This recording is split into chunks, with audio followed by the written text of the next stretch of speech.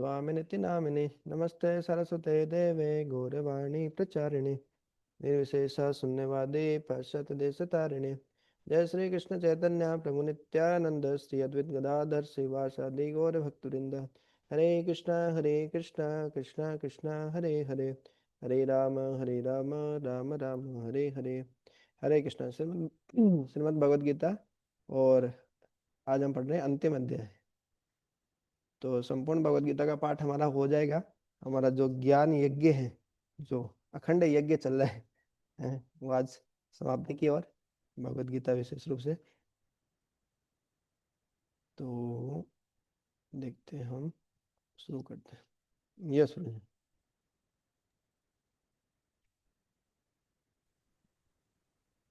Screen दिख रही है अध्याय ना? 18। जी प्रभु जी। हम्म। अध्याय 18 उपसंहार संन्यास की सिद्धि।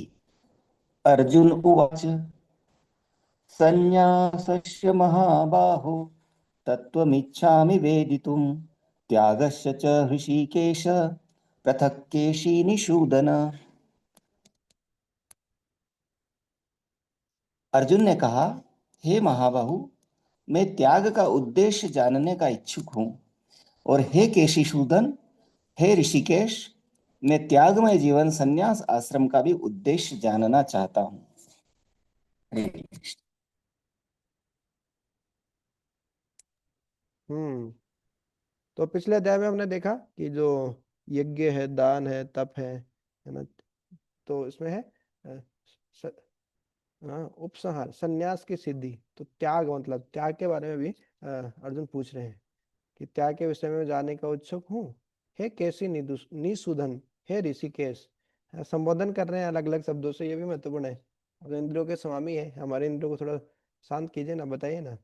आप केसी नामक राक्षस को मारने वाले हैं, निसूदन, हमारे जो संशय डाउट है उनको भी मारिए ना आप, उनको भी खत्म कीजिए इस प्रकार से। तो एक बार जस्ट ओवरव्यू अपन देख लेते हैं इसमें। 18वें अध्याय में सबसे बड़ा अध्याय है, 78 श्लोक है। तो ज़्यादा चर्चा नहीं करेंगे, श्लोक पढ़ेंगे। तो इसमें देखते हैं हाँ, कि कर्म योग के माध्यम से हम कैसे मुक्त हो सकते हैं।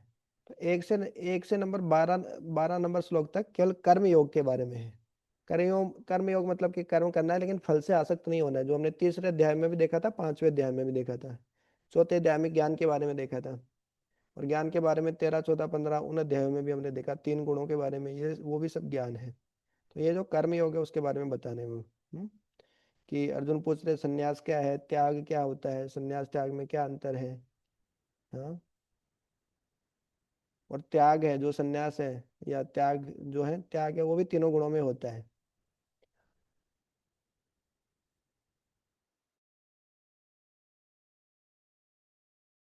हम्म। उसके बाद में बता रहे हैं कि कोई भी हम कार्य करते हैं तो हमको, अभी एक भक्त पूछ रहे थे, कोई क्लास में, अभी क्लास में था, तो पूछ रहे थे कि भाई हम फल की इच्छा मत करो, फल से आसक्त नहीं हो, ऐसे क्यों, मतलब फल से क्यों नहीं आसक्त होना बार बार भगवान क्यों बता रहे फल से अनासक्त हो, फल की इच्छा नहीं करो, ये सब। तो वास्तव में फल है वो 5 कारकों पे निर्भर करता है, वो हम देखेंगे। तो ये 5 कारक ये है, अधिष्ठानम तथा कर्ता कर्णम च पृथक विदम विदास च पृथक चेष्टा देवम। तो ये 5 चीजें हैं, इन पे रिजल्ट जो है, फल है, वो निर्भर करता है। तो हम उससे आसक्त हो जाएंगे कि ऐसा ही होना चाहिए, और ऐसा होगा नहीं, क्योंकि हमारे हाथ में नहीं है ना ये सब कारक। अब सुपर सोल भगवान जो भाग्य है, वो हमारे हाथ में थोड़ी, हमारे कर्मों का फल अभी। तो फिर है कर्ता और अकर्ता का मनोभाव, इस प्रकार से 13 से 17 नंबर श्लोक में। तो ये फिर है 3 गुणों के बारे में। ये 3 गुण बहुत महत्वपूर्ण है। तीनों, सारी जितनी भी हम गतिविधियां करते हैं, सारे प्राणी जितने भी हैं, ये 3 गुणों के द्वारा नियंत्रित होते हैं।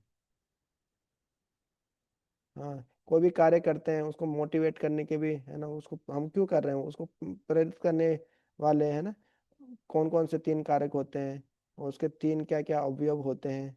जो ज्ञान है, ज्ञान भी 3 गुणों में होता है। जैसे हमने कल देखा, श्रद्धा 3 गुणों में होती है। और श्रद्धा का किस किस से बनती है, कैसा भोजन ले रहे हैं, आहार, यज्ञ, दान, तप, इन चीजों से। तो यहाँ पे अभी जो ज्ञान है वो भी 3 गुणों में होता है, जो कार्य करते हैं वो भी 3 गुणों में होता है, कार्य करने वाला करता है वो भी 3 गुणों में होता है।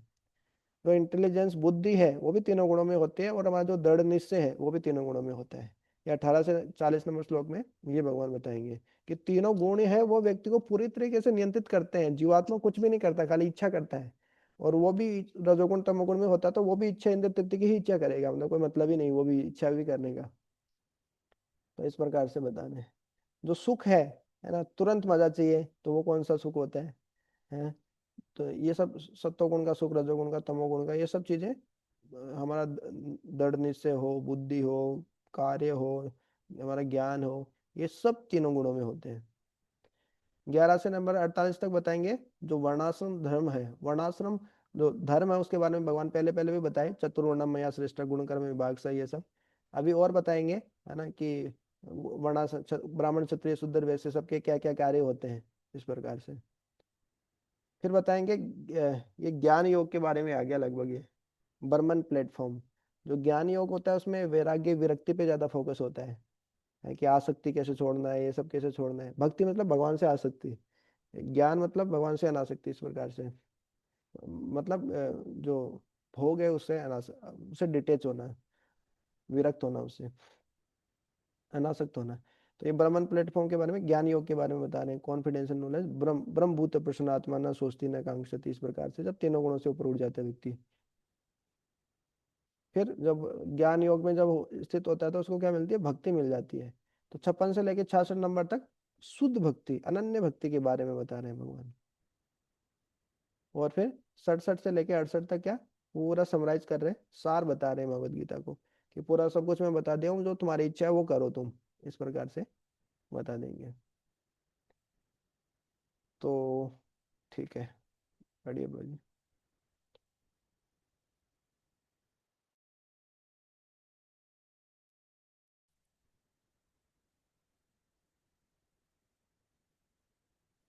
श्रीभगवानुवाच काम्यानां कर्मणां न्यासं सन्न्यासं कवयो विदुः सर्वकर्मफलत्यागं प्राहुस्त्यागं विचक्षणाः। भगवान ने कहा भौतिक इच्छा पर आधारित कर्मों के परित्याग को विद्वान लोग सन्यास कहते हैं और समस्त कर्मों के फल त्याग को बुद्धिमान लोग त्याग कहते हैं। तो अभी वही कर्म योग के बारे में चल रहा है। और आगे बताएंगे भगवान कि किस प्रकार से जो फल फल का त्याग करना चाहिए, मतलब फल से ज्यादा आसक्त होंगे तो फिर जैसे सुख से ज्यादा आसक्त हो गए या दुख से ज्यादा आसक्त हो गए, तो जीवन में अप अप्स एंड डाउन्स आते रहते हैं, ऊपर नीचे होता रहता है जीवन में। तो जब ये उनसे फल से आसक्त होंगे तो फिर जीवन में बहुत प्रभावित हो जाएंगे। थोड़ा दुख आया तो फिर मतलब जो योगी की जो अवस्था होती है, दुख और सुख से, द्वंद्व से जो ज्यादा प्रभावित नहीं होते, वो स्थिति व्यक्ति प्राप्त नहीं कर पाएगा। उसकी भक्ति छूट जाएगी। थोड़ा जीवन में ज्यादा कष्ट आ गया और ज्यादा कुछ मिल गया उसको, तो भी वो भक्ति छोड़ देगा, भोग में ही भोग की नदी में बह जाएगा, इस प्रकार से। तो इस प्रकार अभी तो संन्यास और त्याग के बारे में भगवान बता रहे हैं। तो ये कर्म योग के बारे में भी भगवान पूरा बताएंगे 12 नंबर श्लोक तक। यस। त्याज्यम दोषवदित्येके कर्म प्राहुर्मनीषिणः यज्ञदान तपः कर्म न त्याज्यमीति चापरे। कुछ विद्वान घोषित करते हैं कि समस्त प्रकार के सकाम कर्मों को दोषपूर्ण समझकर त्याग देना चाहिए, किंतु अन्य विद्वान मानते हैं कि यज्ञ दान तथा तपस्या के कर्मों को कभी नहीं त्यागना चाहिए। तो भगवान भी देखिए, गुरु साधु शास्त्र है ये, इनको लेके चलते हैं कि देखिए कुछ साधु है, कुछ विद्वान है, वो लोग ऐसे बोलते हैं। अब भगवान जो बोले हैं उससे श्रेष्ठ क्या ही हो सकता है, लेकिन फिर भी दो गुरु साधु शास्त्र बोले, दूसरे शास्त्र भी ऐसे बोलते हैं, दूसरे विद्वान भी इस प्रकार से बोलते हैं, इस प्रकार से बोल रहे हैं भगवान भी देखिए। मतलब गुरु साधु शास्त्र, इन तीनों को एक साथ लेके चलना चाहिए। कोई एक गुरु का समझ में नहीं आया तो दूसरे साधु क्या बोल रहे हैं, शास्त्र क्या बोल रहे हैं, तीनों को एक साथ लेके जब चलते हैं तो वो चेक पॉइंट होता है, इस प्रकार से वो कंफर्म हो जाता है कि हाँ तीनों एक ही बात बोल रहे हैं, यही करना चाहिए। तो कुछ लोग इस प्रकार से बोलते हैं, कुछ लोग इस प्रकार से बोलते हैं, लेकिन भगवान क्या बोल रहे हैं वो भी मेरा क्या मत है वो भी भगवान बताएंगे। निश्चयं शृणु मे तत्र त्यागे भरत सत्तम त्यागो हि विद्या संप्रकृतितः।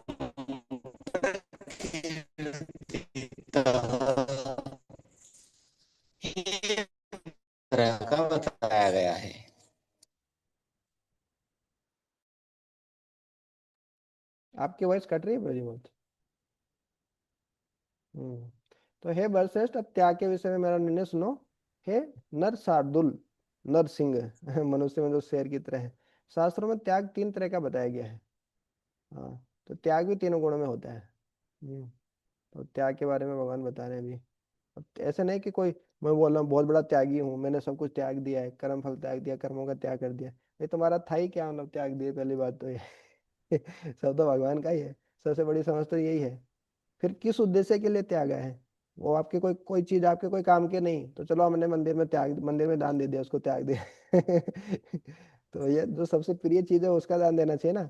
ये यथामाम प्रबंधन थे, भगवान के साथ जैसा करेंगे भगवान भी वैसे आदान प्रदान करते हैं। कोई भगवान के साथ चीटिंग करना चाहे, भगवान भी उसके साथ चीटिंग करते हैं। कोई भौतिक चीज मांगेंगे, भौतिक चीज दे देंगे, चलो खुश रहे।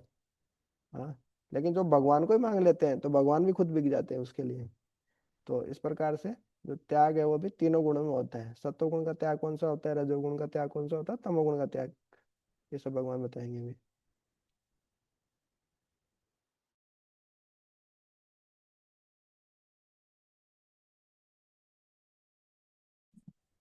ओके। यज्ञ दान तपः कर्म न त्याज्यम कार्यमेव तत्।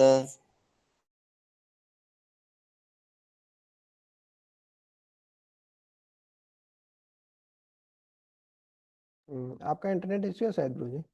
फर्स्ट लाइन के बाद में दूसरी लाइन, यज्ञोदानम तपस्येव पावनानि मनीषिणाम। यज्ञ दान तथा तपस्या के कर्मों का कभी परित्याग नहीं करना चाहिए, उन्हें अवश्य संपन्न करना चाहिए। निसंदेह यज्ञ दान तथा तपस्या महात्माओं को भी शुद्ध करते हैं।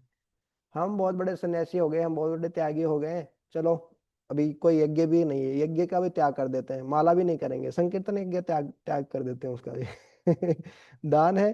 अभी तो हम साधु हो गए ना, अभी तो हम सन्यासी हैं। अभी थोड़ी हम दान करेंगे, लोगों से खाली डोनेशन लेना है ना, दान लेना है बस खाली, है नहीं। दान लेके ब्राह्मण मतलब अपने पास नहीं रखता, उसको दूसरों को देना भी होता है। और चलो तपस्या के कर्मों का, और तपस्या का बोले तो अब सुबह जल्दी उठने की क्या जरूरत है, दो साधु सन्यासी हो गए हम, अभी क्या जरूरत है। जो जो वो भोग विलास में लगे ये सब उनके लिए है तपस्या, हम तो पहले ही शुद्ध हो गए ऐसा नहीं। ऐसा यज्ञ दान तपस्या करने से क्या, महात्मा लोग भी शुद्ध होते हैं, उनको भी ये सब अवश्य संपन्न करना चाहिए, उनको भी शुद्ध करते हैं। जैसे कोई गृहस्थ है, वो सोचे कि चलो घर का कर्तव्य छोड़ के मैं जंगल में जाके सन्यासी बन जाता हूँ, नहीं, शुद्धिकरण नहीं हुआ उसका। उसका जो गृहस्थ का जो कर्तव्य है, वर्णाश्रम धर्म के कर्तव्यों का पालन करने से वो, उसका हृदय शुद्धि, हृदय शुद्ध होगा। अपने कर्तव्यों का पालन करने से, वर्णाश्रम धर्म के नियमों का पालन करने से व्यक्ति का हृदय शुद्ध होता है। उसके बाद में, हृदय शुद्ध होने के बाद में जब उसकी वानप्रस्थ के समय आता है, उस समय हाँ वो जा सकते हैं, तपस्या कर सकते हैं। लेकिन कलयुग में तो जंगल में जाने का विधान नहीं है, हैं? तो इस्कॉन मंदिर में आ सकते हैं इस प्रकार से।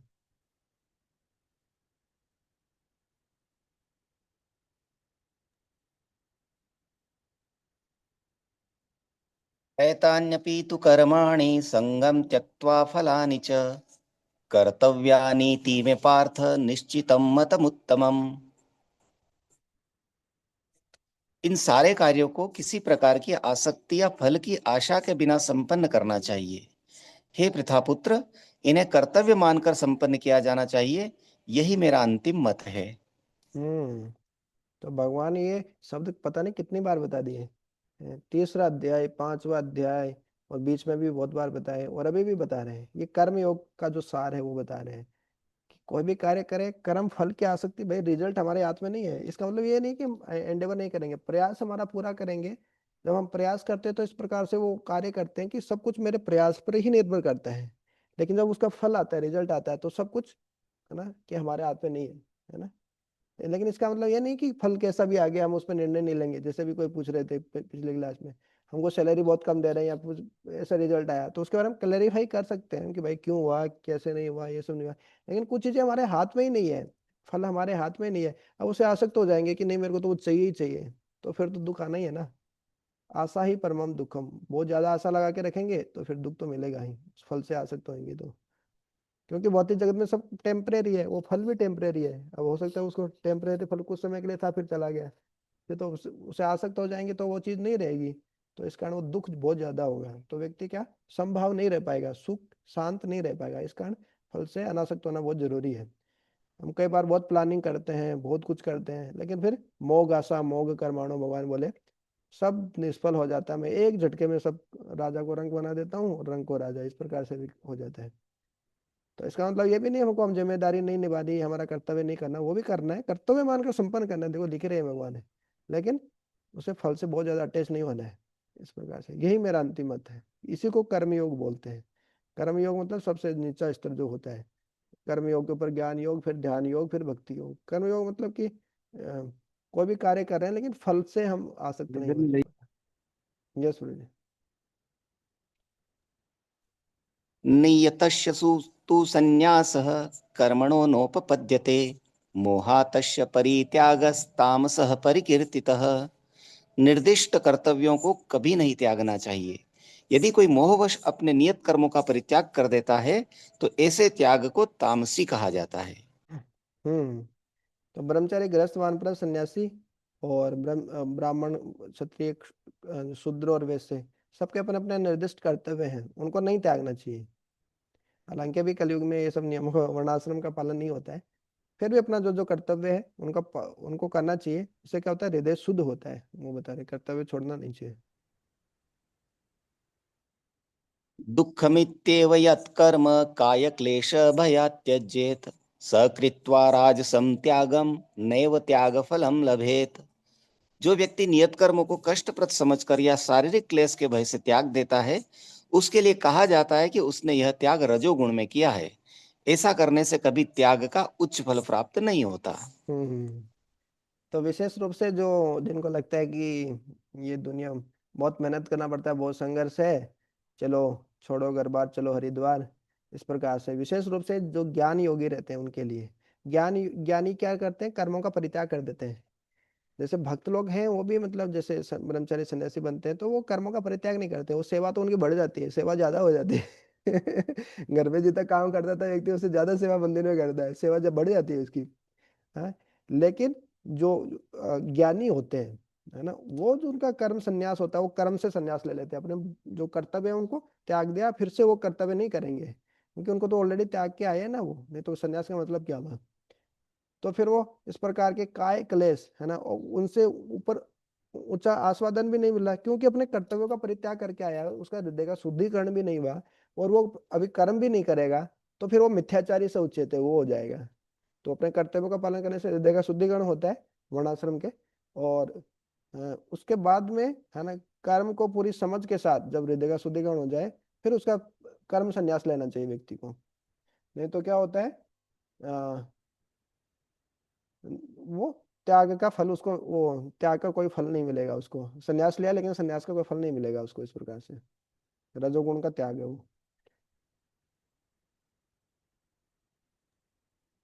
कार्यमित्येव यत्कर्म कृतं कार्यमित्येव यत्कर्म नीतं क्रियते अर्जुन संगम त्यक्त्वा फलं चैव स त्यागः सात्विको मतः।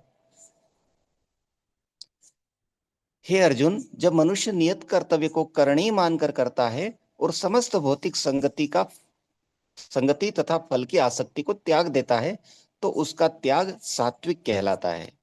हम्म। अपना नियत कर्तव्य को करने करके करता है, वो समस्त भौतिक संगति तथा फल की आसक्ति को त्याग देता है, बार बार वही बता रहे हैं। तो वो भले ही वो भक्त है, जैसे प्रभुपाद जी के कई शिष्य मंदिर चलाने के लिए विदेश में पैसा नहीं था तो ऑटो चलाते थे दिन में, है ना, और जो पैसा आता था वो मंदिर में देते थे, इस प्रकार से करते थे। बहुत अच्छे अच्छे परिवार से भी। हाँ। तो वो एक, है ना, उनका जो त्याग है वो सात्विक त्याग है। वो जो त्याग है मतलब वो भगवान के लिए वो सेवा में पैसे का उपयोग कर रहे हैं, इस प्रकार से। तो मनुष्य के फल के प्रति नाशक कर्म करना, जिससे कर्म के गुणों से विलग हो जाना चाहिए। कुल मिलाकर मतलब यही होता है कि खुद के इंद्र तृप्ति के लिए काम नहीं करना चाहिए, भगवान की संतुष्टि के लिए कोई भी कार्य करना चाहिए। कार्य तो करना ही पड़ता है सबको। तो उससे क्या होता है, वो कर्म बंधन में व्यक्ति नहीं फंसता। इस प्रकार से जो व्यक्ति कृष्ण भावनात्म में रहकर कारखाने में कार्य करता है, वरना तो कारखाने के कार्यों से अपने को जोड़ता है, नहीं कारखाने के श्रमिकों से, वह तो मात्र कृष्ण के लिए कार्य कर रहा है। तो ये है कि मतलब किस चेतना से वो कार्य कर रहा है, किस उद्देश्य से कार्य कर रहा है, उद्देश्य महत्वपूर्ण है। इस प्रकार से कर्म उतना महत्वपूर्ण नहीं है, उद्देश्य महत्वपूर्ण है इसमें। न द्वेष्टय कुशलम कर्म कुशलेनानुषज्यते त्यागी सत्व समाविष्टो मेधावी छिन्न संशयः। सतोगुण में स्थित बुद्धिमान त्यागी जो न तो अशुभ कार्य से घृणा करता है, न शुभ कर्म से लिप्त होता है। वह कर्म के विषय में कोई संशय नहीं रखता। हाँ, तो दोनों ही महत्वपूर्ण है कि घृणा और है ना, राग और द्वेष, है ना, घृणा, तो घृणा करना या आसक्त होना, जैसे ऊपर बताया कि कर्म फल से आसक्त नहीं होना है या उसे घृणा नहीं करना है, तो दोनों ही तो खतरनाक है। मतलब आसक्त, एक सिक्के के दोनों पहलू है। मतलब किसी चीज से आसक्त होना या नफरत करना, नफरत क्या है कि वो नकारात्मक आसक्ति है, वो भी आसक्ति ही है मतलब एक तरीके से। तो किसी चीज से घृणा करना, नफरत करना, है ना, वो भी सही नहीं है। किसी कार्य, अशुभ कार्य से घृणा करना इस प्रकार से।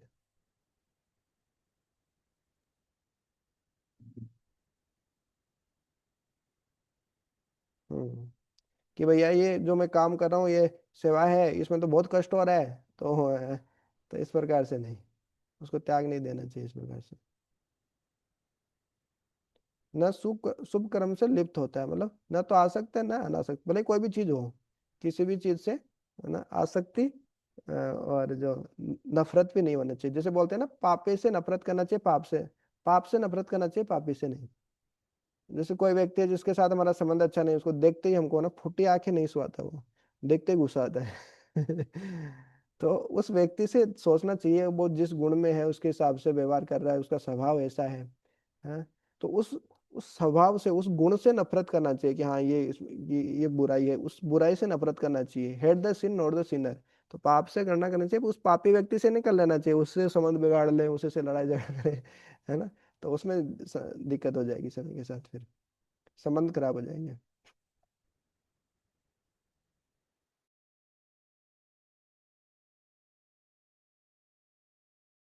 तुम कर्माण्यशेषतः यस्तु कर्म फल त्यागी स त्यागित्यभिधीयते। निसंदेह किसी भी देहधारी प्राणी के लिए समस्त कर्मों का परित्याग कर पाना असंभव है, लेकिन जो कर्म फल का परित्याग करता है वह वास्तव में त्यागी है। हम्म तो भगवान पहले भी बोले कि लोग बोलेंगे हम संन्यास ले लेंगे, कर्म छोड़ देंगे। कर्म कैसे छोड़ देंगे? कोई ना कोई कर्म तो हर व्यक्ति करता ही है, मतलब। इसलिए वो श्लोक बताया था ना, कर्म में जो अकर्म देखता है, अकर्म में जो कर्म देखता है, वो बुद्धिमान होने से है, इस प्रकार से। भक्त होकर भी कोई कार्य कर रहा है, भले भगवान की सेवा ही कर रहा है, तो वो सोचना चाहिए कि मैं भगवान की सेवा के लिए कर रहा हूँ कि लोगों, जैसे आरती कर रहा है, तो मैं भगवान की को खुश करने के लिए कर रहा हूँ कि लोगों को दिखाने के लिए कि देखो मैं कितना बड़ा पुजारी हूँ, है? तो वो अकर्म में भी कर्म देख रहा है, वो देख रहा है कि हाँ, भक्ति में भी तो कहीं मैं ऐसा काम कर्म नहीं कर रहा हूँ, इस प्रकार से। कोई गृहस्थ है तो अपने परिवार की जिम्मेदारी कर रहा है, बच्चों को पाल रहा है ना।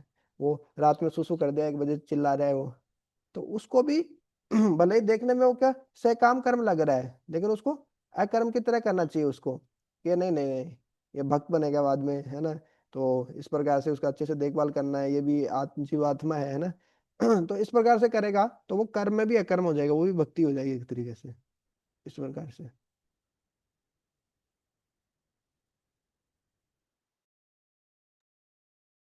अनिष्टमिष्टं मिश्रं च त्रिविधं कर्मणः फलं भवत्यागिनां प्रेत्य न तु सन्यासिनां क्वचित्। जो त्यागी नहीं है उसके लिए इच्छित, इष्ट, अनिच्छित, अनिष्ट तथा मिश्रित ये 3 प्रकार के कर्मफल मृत्यु के बाद मिलते हैं। लेकिन जो सन्यासी है उन्हें ऐसे फल का सुख दुख नहीं भोगना पड़ता। हम्म तो जो त्याग नहीं करते, कर्म फलों का त्याग नहीं करते, तो उनको क्या होता है कि वो अपने इंद्रिय तृप्ति के लिए कार्य कर रहे हैं। अपने इंद्रिय तृप्ति के लिए कार्य कर रहे हैं, तो फिर उनको अलग अलग कर्म फल तो भोगने ही पड़ेंगे, है ना। कुछ पाप हो गए, कोई पुण्य हो गए, कोई मिले हुए फल होंगे, इस प्रकार से। लेकिन जो सन्यासी है उनको सुख दुख, हाँ, ऐसे फल का सुख दुख नहीं भोगना पड़ता। पाप और पुण्य नहीं है, वो कर्म बंधन में नहीं फंसता ना, खुद के लिए काम नहीं कर रहा ना वो, अपने इंद्रिय तृप्ति के लिए, इस प्रकार से भगवान के लिए करता है तो। पंचैतानि महाबाहो कारणानि निबोध मे सांख्ये कृत्तान्ते प्रोक्तानि सिद्धये सर्व कर्मणाम। हे महाबाहु अर्जुन, वेदांत के अनुसार समस्त कर्मों की पूर्ति के लिए 5 कारण है। अब तुम इन्हें मुझसे सुनो।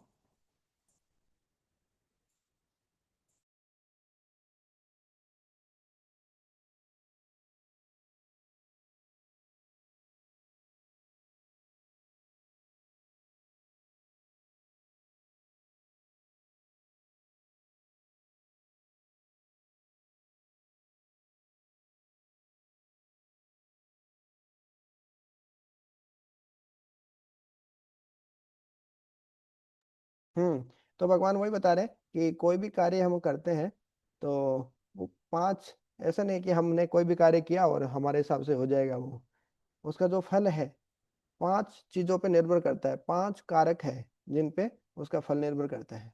भगवान बार बार क्यों बोल रहे हैं फल से आसक्त मत हो, फल से आसक्त मत हो? तो वो ये इस कारण भगवान बोल रहे हैं कि कोई भी कार्य करते हैं तो उसके पांच कारण होते हैं, पांच कारक पूरे होते हैं तब जाके वो हमको सफलता मिलती है। तो कोई भी चीज में सफलता मिलने के लिए है ना, जस्ट डू इट, बहुत मेहनत करो, संघर्ष करो, गधों की तरह मेहनत करो, तो वो करने से केवल सफलता नहीं मिल जाती है। हाँ वो एक फैक्टर है, एक कारक है उसमें सफलता में, मेहनत करना, हमारा प्रयास करना, लेकिन वही सब कुछ नहीं है। इस कारण भगवान बता रहे कि चार कारण और भी है। तो इस कारण फल से बहुत आसक्त नहीं होना चाहिए, यदि फल नहीं मिलता है तो। हो सकता है आपने अच्छा प्रयास किया हो फिर भी नहीं मिला हो, तो इस प्रकार से। हम्म। अधिष्ठानं तथा कर्ता करणं च पृथग्विधं विविधाश्च पृथक् चेष्टा देवं चैवात्र पंचमम्। कर्म का स्थान शरीर, कर्ता, विभिन्न इंद्रियां, अनेक प्रकार की चेष्टाएं तथा परमात्मा, ये पांच कर्म के कारण हैं। हम्म। तो कर्म का स्थान ना, कर्म कहाँ पे किया जा रहा है, किस शरीर से किया जा रहा है? सबका शरीर भी अलग अलग होता है। तो किस शरीर से कोई कार्य हो रहा है वो भी निर्भर करेगा कि उसको सफलता मिलेगी नहीं मिलेगी। आर्मी का सिलेक्शन देने भर्ती में जा रहे हैं, तो कौन सा शरीर है वो तो निर्भर करता ही है, ऐसे थोड़ी है कि मतलब हम उसका प्रयास से ही हो जाएगा। वो किस शरीर से दौड़ रहा है, उसका शरीर कैसा है, वो भी निर्भर करेगा। करने वाला कौन है, करता, उसका सोल कौन सा है, आत्मा कौन है, उसके भी कर्म फल लेके रखा है वो बहुत, पिछले जन्मों का है। उसकी इंद्रियां, विभिन्न इंद्रियां हैं, या बहुत सारे जो इंस्ट्रूमेंट है उसके, जूते हैं या जो भी है, वो किससे वो कर्म कर रहा है। और अनेक प्रकार के चेष्टा है, उसका प्रयास। हम्म, वो कितना प्रयास कर रहा है, देखो प्रयास एक फैक्टर है। और इसमें सबसे महत्वपूर्ण है देवम परमात्मा। जब तक परमात्मा भगवान सैंक्शन नहीं करते, भगवान अनुमति नहीं देते, तब तक कुछ नहीं होता। बोलते ना पेड़ का पत्ता भी नहीं हिलता, नहीं हिलता। अरे हम भी प्रयास नहीं करते हैं, प्रकृति के तीन गुण प्रयास करवाते हैं हमसे। हम जो आत्मा है, हम आत्मा है, तो आत्मा खाली इच्छा करता है। आत्मा न तो कर्म फल कोई कार्य करता है, न कर्म फल को भोगता है, वो कुछ नहीं करता। वो तो असंग एवं पुरुष है, वो तो पूर्ण रूप से आध्यात्मिक है, हम पूर्ण रूप से आध्यात्मिक है। लेकिन प्रकृति के तीन गुण हमको ऐसे फील करवाते हैं कि हम ये शरीर है, और फिर हम, रजोगुण होता है तो हम भागते हैं एकदम रेट रेस की तरह, जाना कहाँ है वो हमको पता नहीं होता, लेकिन भागते हैं।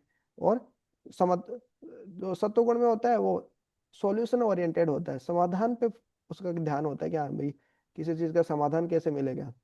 रजोगुण में होता है तो वो समस्या पे ही फोकस करता है, अरे ये समस्या आ गई, ये समस्या आ गई, और उसको बढ़ा देता है समस्या को।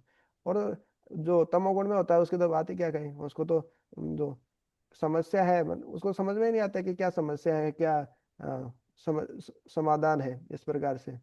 तो वो तो जो सही है उसको गलत मान लेता है, गलत को ही सही मान लेता है तमोगुण में।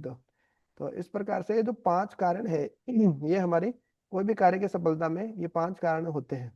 तो इस कारण भगवान बोल रहे हैं कि केवल अपने एक चेष्टा करके आप ये मत सोचिए कि आपको सफलता मिल जाएगी। कई लोग होते हैं थोड़ा सा प्रयास करते हैं सफलता मिल जाती है, क्यों? क्योंकि भाग्य भी उनका ऐसा रहता है, उनको मिलना ही था, मतलब उनका कर्म फल ऐसा ही था, ऐसे पुण्य किए थे उन्होंने। तो इस प्रकार से ये हमारा प्रयास, भगवान की कृपा, दोनों ही महत्वपूर्ण है।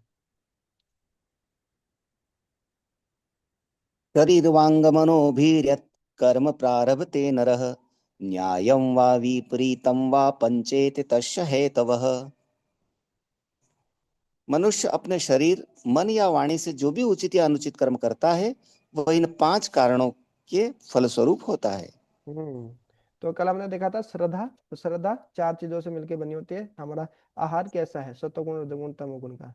हमारे हमारी तपस्या कैसी है, तो तपस्या में तीन प्रकार की तपस्या बताई थी। शरीर की तपस्या क्या होती है ना, देव द्विज गुरु प्राज्ञ पूजनम शौचम आर्जवम, ये सब सरलता है, ब्रह्मचारी का पालन करना, वैष्णवों का, गुरुजन का, सबका सम्मान करना, ये शरीर की तपस्या है। ऐसे मन की तपस्या हमने देखी थी, मन है प्रसाद सो में तुम, ये सब मन को संतुष्ट रखना। मन हमेशा असंतुष्ट रहना चाहते हैं, लेकिन मन को संतुष्ट रखना है ना। आशाएं, भौतिक आशाएं कम रखना।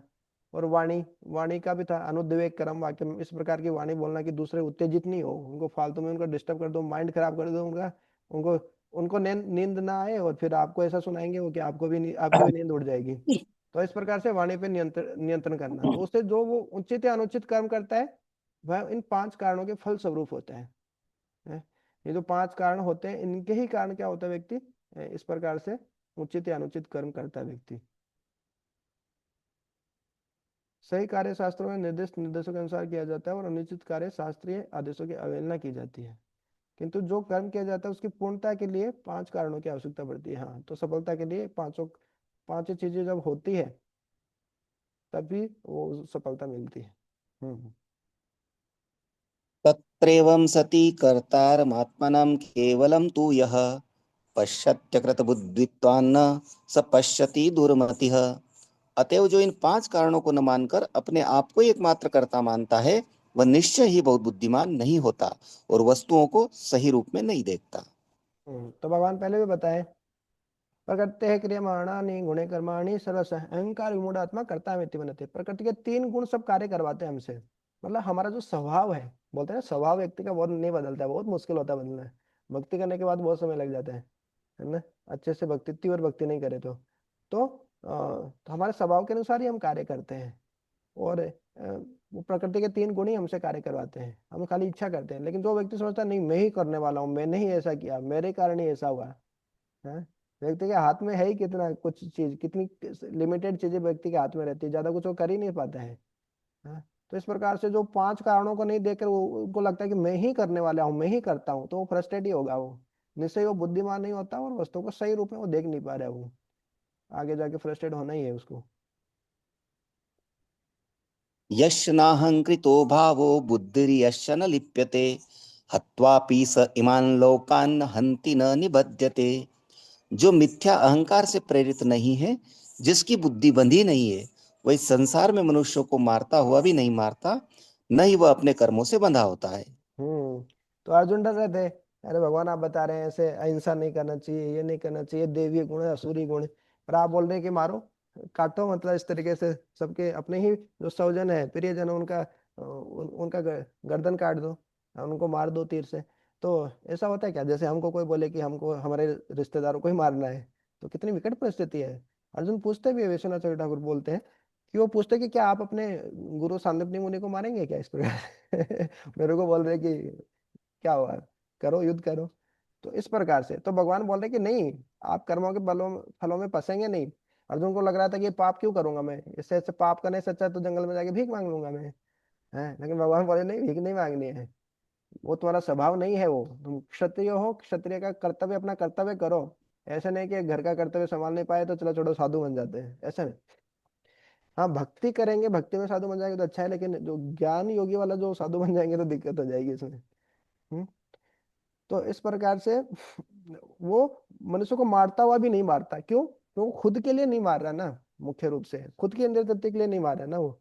एक तो वो जो कौरव है अधर्म के पक्ष में है, और उनके और जो आतताई है, और आतताइयों को मारना ही चाहिए शास्त्रों के हिसाब से, नहीं तो उनको अगले जीवन उनका नारकीय हो जाएगा। मतलब उनका भला करने के लिए उनको मारना चाहिए, उनको मार भी रहे तो उनका भला हो रहा है, नहीं तो अगले जीवन में कई जन्मों तक उनको नरक में रहना पड़ेगा इस प्रकार से। और दूसरा, वो मार रहे हैं तो अपने खुद की इंद्रिय तृप्ति के लिए नहीं मार रहे हैं, मतलब भगवान का आदेश है, वो भक्ति है एक तरीके से, है? तो इस कारण वो उनको मार रहे हैं। तो मनुष्य को मारता हुआ भी नहीं मार रहा है वो क्यों, क्योंकि वो उसकी बुद्धि मिथ्या अहंकार से प्रेरित नहीं है, वो अपने झूठे अहंकार में आके नहीं मार रहा है। और जिसकी बुद्धि मतलब रजोगुण तमोगुण से बंधी भी नहीं है, मतलब इस प्रकार से नहीं है, उसको कुछ ज्ञान नहीं है, तो मार दिया 2 रुपए के लिए, ऐसा नहीं है। तो इस प्रकार वो मनुष्य को मारता हुआ भी नहीं मारता है, वो नहीं अपने कर्म बंधों से, तो अर्जुन को इस प्रकार से बता रहे हैं कि आप युद्ध करोगे तो अपने कर्म फलों से नहीं बंधोगे आप, डरो मत, वो पाप नहीं है इस प्रकार से। ज्ञानम ज्ञेयम परिज्ञाता त्रिविधा कर्म चोदना कर्णम कर्म करतेति त्रिविधा कर्म संग्रह। ज्ञान, ज्ञेय तथा ज्ञाता, ये तीनों कर्म को प्रेरणा देने वाले कारण हैं। इंद्रियां, करण, कर्म तथा कर्ता, ये 3 कर्म के संघटक हैं। हम्म। तो कोई भी हम काम करते हैं तो उसकी सफलता 5 कारणों पर निर्भर करती है, ये बता दिए भगवान। लेकिन जब हम कोई भी काम करते हैं तो हमको वो काम करने की प्रेरणा कहाँ से मिलती है ना। तो हमारा ज्ञान कैसा, हमारा नॉलेज कैसा है, हम ज्ञान का उद्देश्य क्या है, किस लिए वो कर रहे हैं, और उसको जो जानने वाला है, ज्ञान ज्ञेय तथा ज्ञाता, ये कोई भी कार्य करने के लिए हमको इन 3 चीजों से प्रेरणा मिलती है। और हमारी इंद्रियां जिनसे हम काम करते हैं, क्या कर्म कर रहे हैं, कौन करने वाला है, तो ये इसी से है। जैसे इंद्रियां ज्ञान, ज्ञेय कर्म और ज्ञाता कर्ता, ये तीन कर्म के संगठक हैं। हम्म। किसी भी मनुष्य द्वारा किए गए किसी कर्म में यही तत्व रहते हैं। कर्म करने के पूर्ण कुछ ना कुछ प्रेरणा रहती होती है, कोई ना कोई प्रेरणा तो होती है। फल से आसक्त नहीं होना, लेकिन कुछ तो चाहिए ना, तभी तो कार्य करेगा व्यक्ति। किसी भी कर्म से पहले प्राप्त होने वाले फल कर्म के सूक्ष्म रूप में वास्तविक बनता है। इसके बाद वह क्रिया का रूप धारण करता है। पहले मनुष्य को सोचने, अनुभव करने तथा इच्छा करने जैसी मनोवैज्ञानिक विधियों का सामना करना होता है, जिसे प्रेरणा कहते हैं। और यह प्रेरणा चाहे शास्त्रों से प्राप्त हो या गुरु के उपदेश से हो, एक सी होती है। तो ये प्रेरणा कहाँ से मिल रही है, कोई कार्य में क्यों कर रहा हूँ, तो वो महत्वपूर्ण है। तो या तो हम गुरु साधु शास्त्रों से देख सकते हैं कि वो क्यों कर रहा हूँ, है? या फिर वो कोई हमारा मन, दुष्ट मन बताएगा कि हाँ इस कार्य, ये इंद्र तृप्ति के लिए कार्य करो, तो वो प्रेरणा कहाँ से मिल रही है वो महत्वपूर्ण है। फिर उसके हिसाब से हमारा कार्य होगा, और फिर वो कर्ता उस कार्य को करेगा। और जब करता है तो इंद्रियों की सहायता से, जिसमें मन सम्मिलित है। तो इंद्रिया मतलब मन, मुख्य रूप से, हाँ, सारे इंद्रियों का राजा है वो, केंद्र है मन। तो उससे फिर वो कार्य संपन्न होता है। किसी कर्म के समस्त संगठकों को कर्म संग रखा जाता है, इस प्रकार से बता रहे हैं। हम्म। ज्ञानं कर्म च कर्ता च त्रिधैव गुणभेदत प्रोच्यते गुणसंख्याने यथा वक्षणुतान्यपि। प्रकृति के तीन गुणों के अनुसार ही ज्ञान कर्म तथा कर्ता के तीन भेद हैं। अब तुम मुझसे इन्हें सुनो। हम्म। तो ऊपर बताया कि ये कार्य करने के प्रेरणा हमको तीन चीजों से मिलती है। तो ये तीनों चीज भी तीनों गुणों में होती है, इनमें अंतर क्या होता है ये भी सुनो। हमारा ज्ञान सत्वगुण में है कि रजोगुण में है कि तमोगुण में है। हमारा ज्ञान जैसा होगा उसके हिसाब से हम फिर कर्म करेंगे, उसी के हिसाब से वो करता भी रहेगा। तो ज्ञान कर्म और कर्ता, ये भी तीनों में तीनों अलग अलग है, ये भी तीनों गुणों में होते हैं इस प्रकार से। तो अभी ज्ञान के बारे में भगवान बता रहे हैं। सात्विक ज्ञान क्या है, राजसिक ज्ञान क्या है, तामसिक ज्ञान क्या है। सर्वभूतेषु यैनेकं भावमव्ययमीक्षते अविभक्तं विभक्तेषु तज्ज्ञानं विद्धि सात्विकम्। जिस ज्ञान के जिस ज्ञान से अनंत रूपों में विभक्त सारे जीवों में एक ही अविभक्त आध्यात्मिक प्रकृति देखी जाती है, उसे ही तुम सात्विक जानो। ज्ञान मतलब कि आध्यात्मिक ज्ञान, कि देख पाना कि सब जीवात्माएं हैं, भगवान के ही अंश है ना, इस प्रकार से देख पाना आध्यात्मिक रूप में, वही सात्विक ज्ञान है।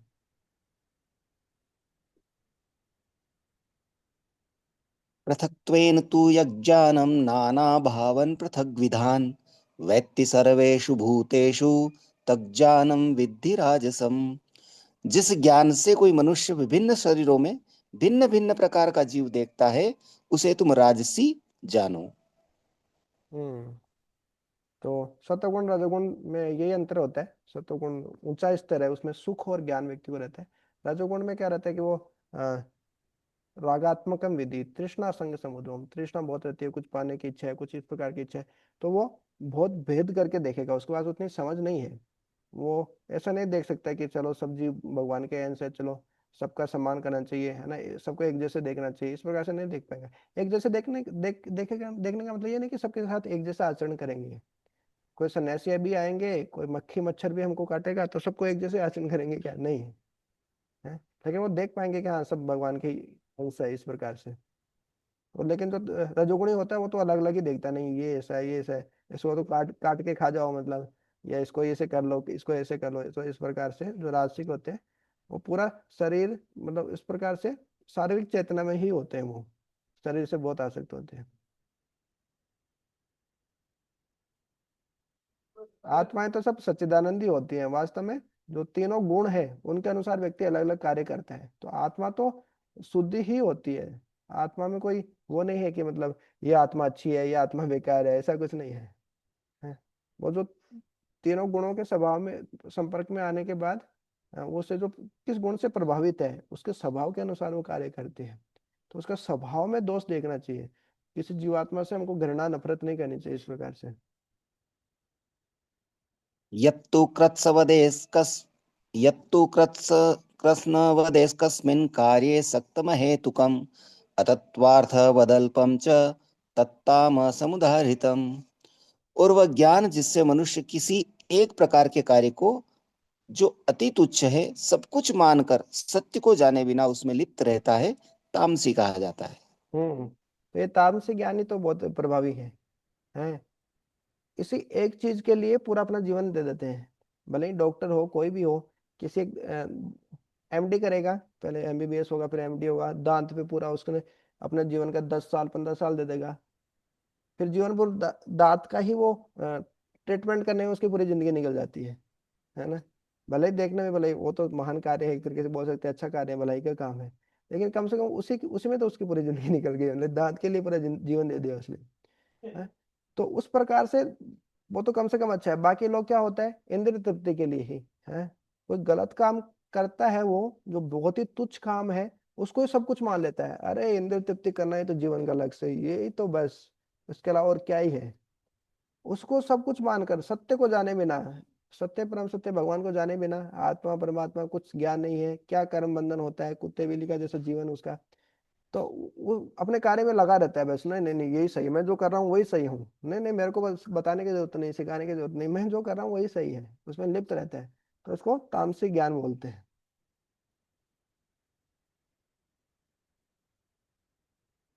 नीतम संगरहित मराद्वेष कृतम अफल कृत्सुना कर्म यतत् सात्विकम उच्यते। जो कर्म नियमित है और जो आसक्ति, राग या द्वेष से रहित कर्म फल की चाह के बिना किया जाता है, वह सात्विक कहलाता है। तो अभी ज्ञान के बारे में बताया भगवान ने। अब ज्ञान होगा उसके हिसाब से तो व्यक्ति कर्म करेगा ना। अब ज्ञान ही नहीं है तो वो क्या सही कर्म क्या गलत कर्म करना है, उसको कुछ पता ही नहीं फिर। तो ऐसे ही कर्म, कर्म भी जो हम जो कार्य करते हैं वो भी तीनों गुणों में होता है। अब कोई कार्य कर रहे हैं, बहुत आसक्ति है, राग या द्वेष से रहित है ना, कर्म फल की चाह के बिना करते हैं, तो वो सात्विक कर्म वाला कहलाता है। वही बार बार बता रहे हैं भगवान।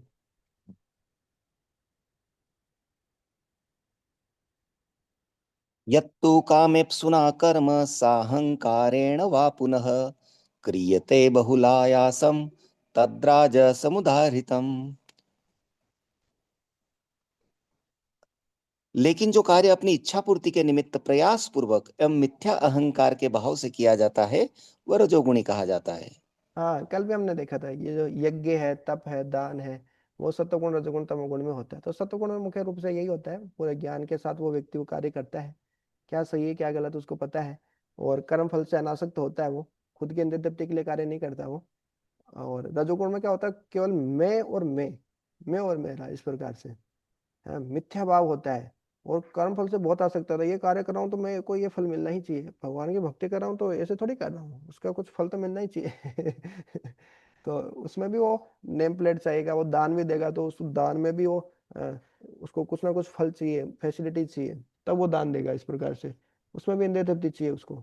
तो इस प्रकार से जो दान होता है, मान सम्मान के लिए, खुद की लाभ पूजा प्रतिष्ठा के लिए, या फिर अपनी इच्छा की पूर्ति के लिए, है ना, और अहंकार के साथ जो भी काम करते हैं वो रजोगुणी होता है। तो जो कार्य में भी ऐसा ही है।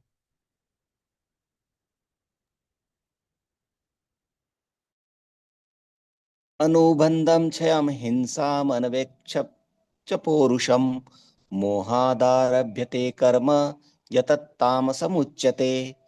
जो कर्म मोहवश शास्त्रीय आदेशों की अवहेलना करके तथा भावी बंधन की परवाह किए बिना या हिंसा अथवा अन्यों को दुख पहुंचाने के लिए किया जाता है, वह तामसी कहलाता है।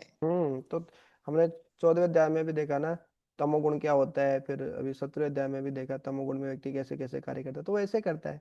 यह शास्त्र विधि उत्सर्ज्य वर्तते काम करता है।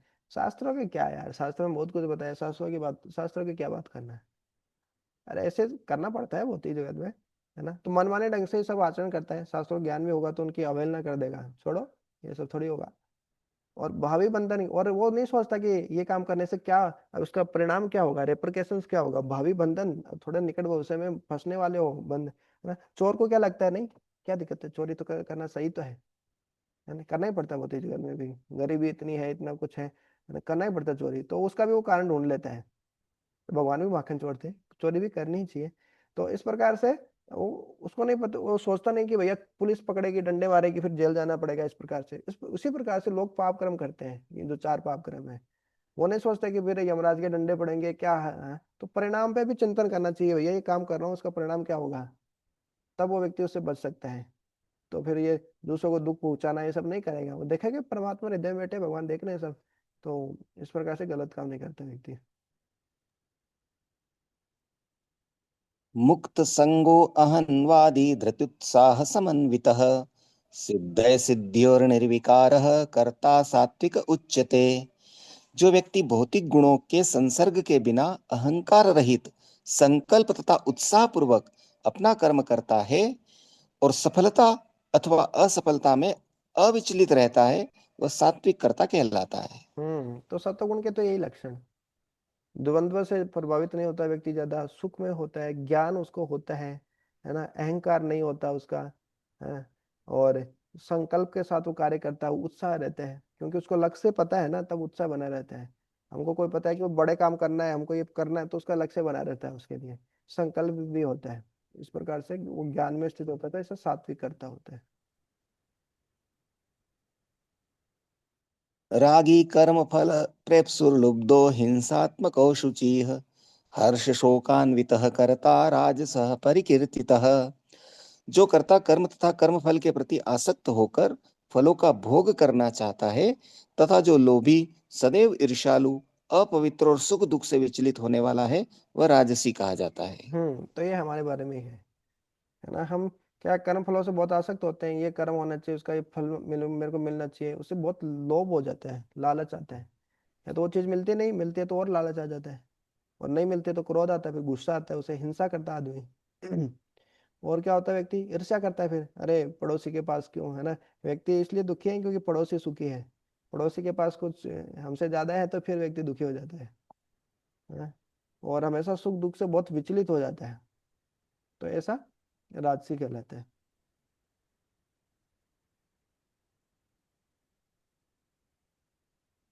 अयुक्तः प्राकृत स्तब्धः शठो नैष्कर्तिको अलसः विषादि दीर्घसूत्री च कर्ता तामस उच्यते। जो कर्ता सदा शास्त्रों के आदेशों के विरुद्ध कार्य करता रहता है, जो भौतिकतावादी, हठी कपटी तथा अन्यों का अपमान करने में पटु है, और तथा जो आलसी, सदैव खिन्न तथा काम करने में दीर्घसूत्री है, वह तमोगुणी कहलाता है। हम्म। तो रजोगुण तमोगुण कूट कूट के भरा रहता है भौतिक बद्ध जीवों में, सब में। हाँ। तो शास्त्रों के विरोधी कार्य करते हैं, शास्त्रों में जैसा बोला उसको उल्टा करेंगे बिल्कुल। हैं, बहुत हट्टी रहते हैं, कपटी रहते हैं, बोलते कुछ और है, करते कुछ और है, मन में कुछ और चल रहा होता है। हैं, बहुत जिद है, इंद्रिय तृप्ति करने की बहुत जिद रहती है, हट्टी है एकदम। नहीं, इंद्रिय तृप्ति करने से एकदम हम खुश हो जाएंगे जीवन में, हम होंगे कामयाब, अभी हमको खुशी नहीं मिल रही तो क्या हुआ, निकट भविष्य में मिलेगी, हम खुश हो जाएंगे, है ना। इस प्रकार से लगता है। अन्यों का अपमान करने में पटु रहते हैं। हाँ, मजा ही तब आता है। लोगों की बुराई करते हैं दिन भर बैठ के, इसकी बुराई की, उसकी बुराई करी, तभी तो अच्छा लगता है? तो वो ऐसा तमोगुणी होता है, तमोगुणी अधो पतंती है, जो आसुरी पर योनि में जाने वाला है अगले जीवन में व्यक्ति, ऐसा व्यक्ति। तो ये हमको व्यवहारिक जीवन में देखना चाहिए, क्या हमको भी उसी में मजा आता है। न्यूज़पेपर पढ़ने में मजा आता है कि भगवत गीता पढ़ने में मजा आता है?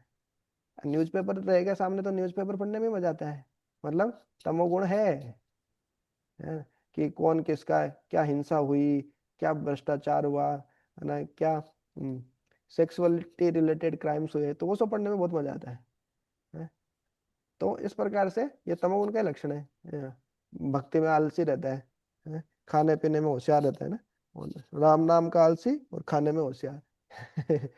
तो इस प्रकार का जो आलसी आदमी है, वो सदैव खिन्न दुखी रहता है, और काम करने में दीर्घ सूत्री होता है।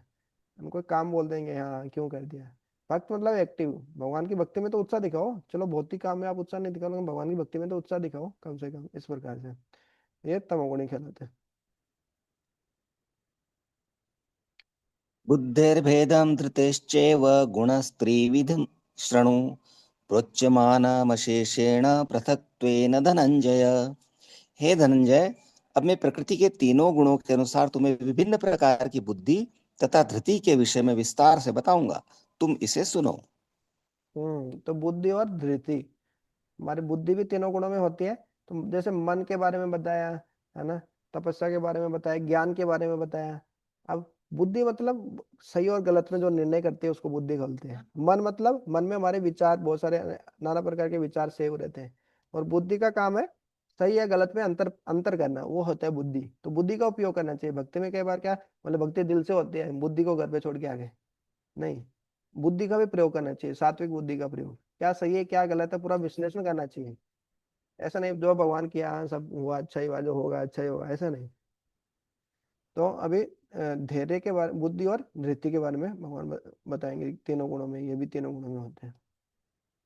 प्रवृत्तिं च निवृत्तिं च कार्याकार्ये भयाभये बंधम मोक्षम च या वेत्ति बुद्धि सा पार्थ सात्विकी।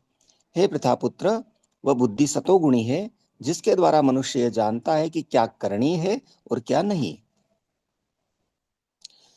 नहीं है किसे डरना चाहिए और किससे नहीं, क्या बांधने वाला है और क्या मुक्ति देने वाला है। हम्म। तो बुद्धि का काम है डिस्क्रिमिनेशन करना, है ना, उसमें अंतर करना कि क्या सही क्या गलत है, इस प्रकार से।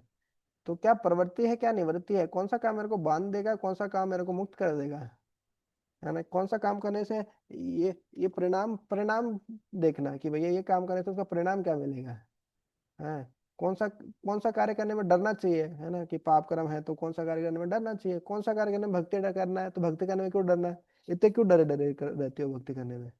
निर्डरता से भक्ति करना चाहिए ना, भगवान की भक्ति में क्यों डरना है। और क्या चीज हमको बांध रही है, क्या चीज मुक्त कर रही है, बंधन क्या मेरे का बंधन का कारण होगा, क्या मोक्ष। कोई भी कार्य करने से पहले हम बुद्धि से थोड़ा सोचना चाहिए भैया। तो सात्विक बुद्धि होगी तो उससे इस प्रकार से सोच पाएंगे, शास्त्रों गुरु साधु शास्त्र के अनुसार हम सोच पाएंगे। हम्म, इस प्रकार से।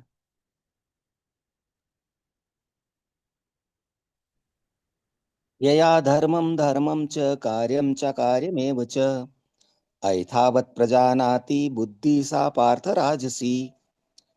हे प्रतापुत्र, जो बुद्धि धर्म तथा अधर्म, करणी तथा अकरणी कर्म में भेद नहीं कर पाती, वह राजसी है। हम्म। तो क्या उसका कर्तव्य है क्या कर्तव्य नहीं है उसका, क्या सही है क्या गलत है, उसमें निर्णय नहीं कर पाते हम ज्यादातर। और फिर हम कुछ भी कर लेते हैं whimsically अपने मन से कुछ भी काम करते हैं, न गुरु साधु शास्त्र से पूछते हैं न किसी से पूछते हैं। तो फिर ऐसी बुद्धि जिसे वो व्यक्ति अंतर नहीं कर पाता, उसके बंधन का कारण बन जाती है, वो राजसी बुद्धि है।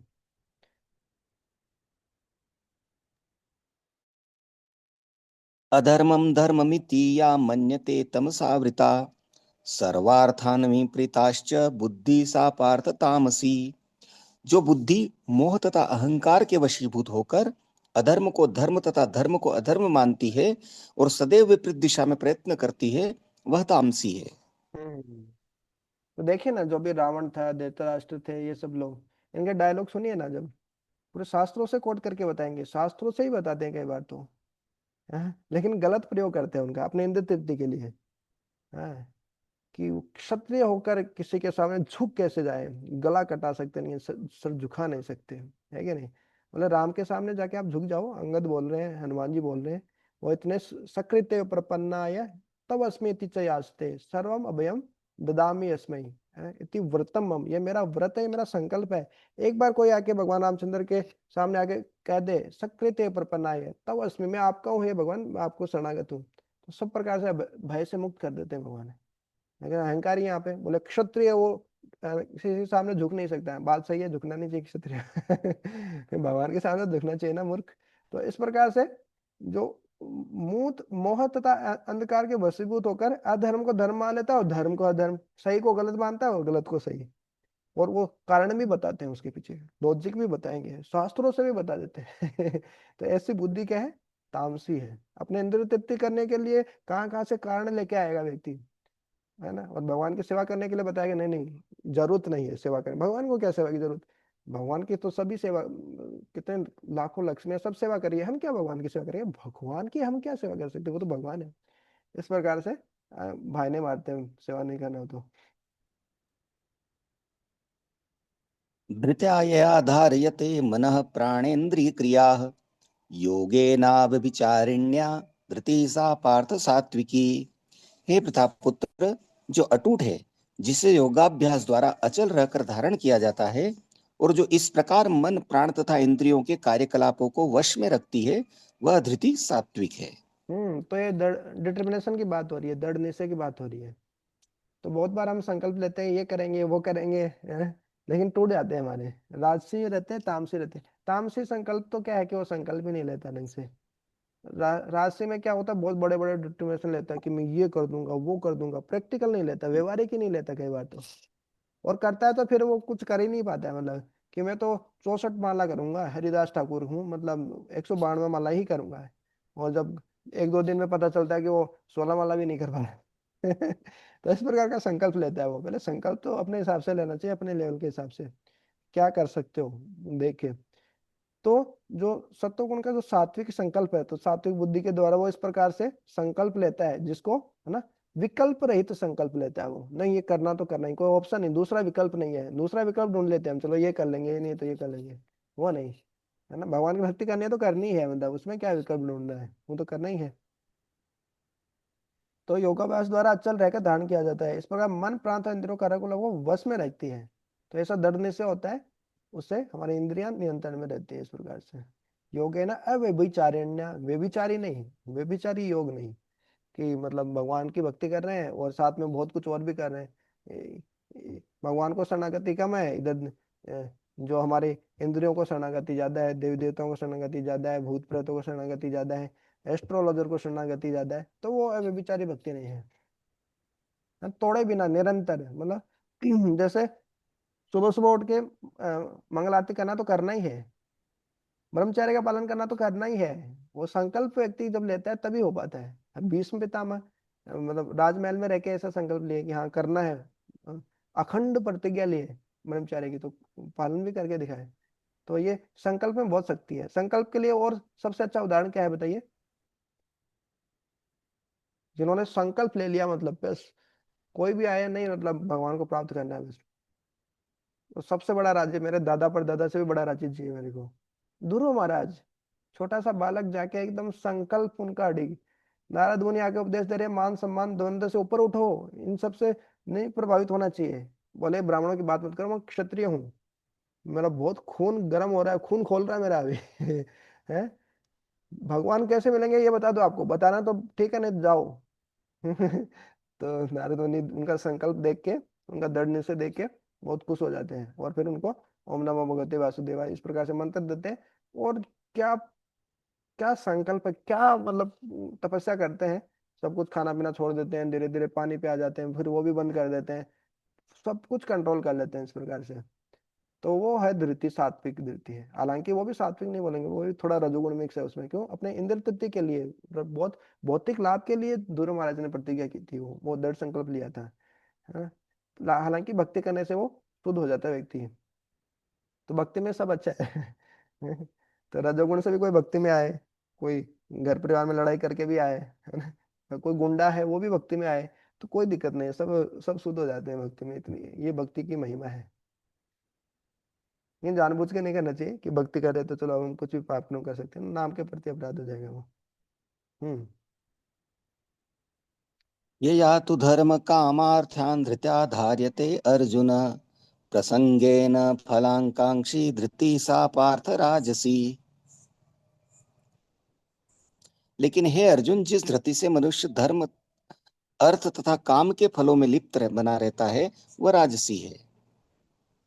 हम्म। मतलब इंद्र तृप्ति का धृति मतलब दृढ़ संकल्प, निश्चय संकल्प लेना है। तो मतलब इंद्र तृप्ति करने का संकल्प नहीं लेना चाहिए, गलत काम करने का संकल्प ले लिया मतलब ये काम करके ही रहूंगा, मतलब भले ही गलत काम हो लेकिन ये इंद्र तृप्ति करके ही रहूंगा, इस प्रकार से संकल्प ले लेते हैं कई बार। है ना, भले ही वो नशा करने का हो, जुआ खेलने का हो, व्यभिचार करने का हो। तो इस प्रकार से व्यक्ति कई बार रजोगुण तमोगुण में रहता है, क्योंकि भगवान बताए रजोगुण कभी सत्वगुण में होता है। ऐसा नहीं कि कोई व्यक्ति सत्वगुण में तो जीवन भर सत्वगुण में रहता है, कभी रजोगुण तमोगुण उसका बढ़ जाता है। तो फिर वो इस प्रकार से इंद्रिय तृप्ति करने का संकल्प ले लेता है, नहीं मैं तो संकल्प लूंगा, करके ही दिखाऊंगा ये इंद्रिय तृप्ति करके, इस प्रकार से। यया स्वप्नं भयं शोकं विषादं मदमेव च न विमुञ्चति दुर्मेधा धृति सा पार्थ तामसी। हे पार्थ, जो धृति स्वप्न भय शोक विषाद तथा मोह के परे नहीं जाती, ऐसी दुर्बुद्धिपूर्ण धृति तामसी है। तो तामस में तो व्यक्ति क्या ही संकल्प लेता है वो तो। है ना, कोई दुख आता है, मोह आसक्ति रहती है, डर रहता है, सपने में ही सब कुछ चलता है उसका। हाँ?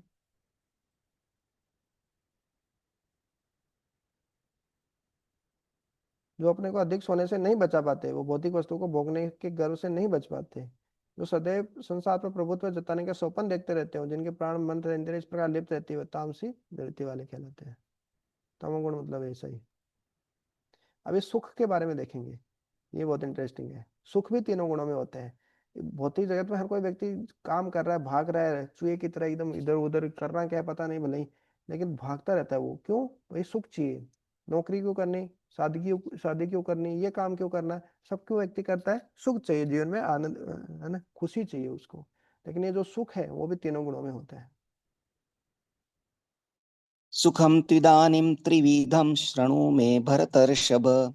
अभ्यासाद्रमते यत्र दुखान्तं च निगच्छति।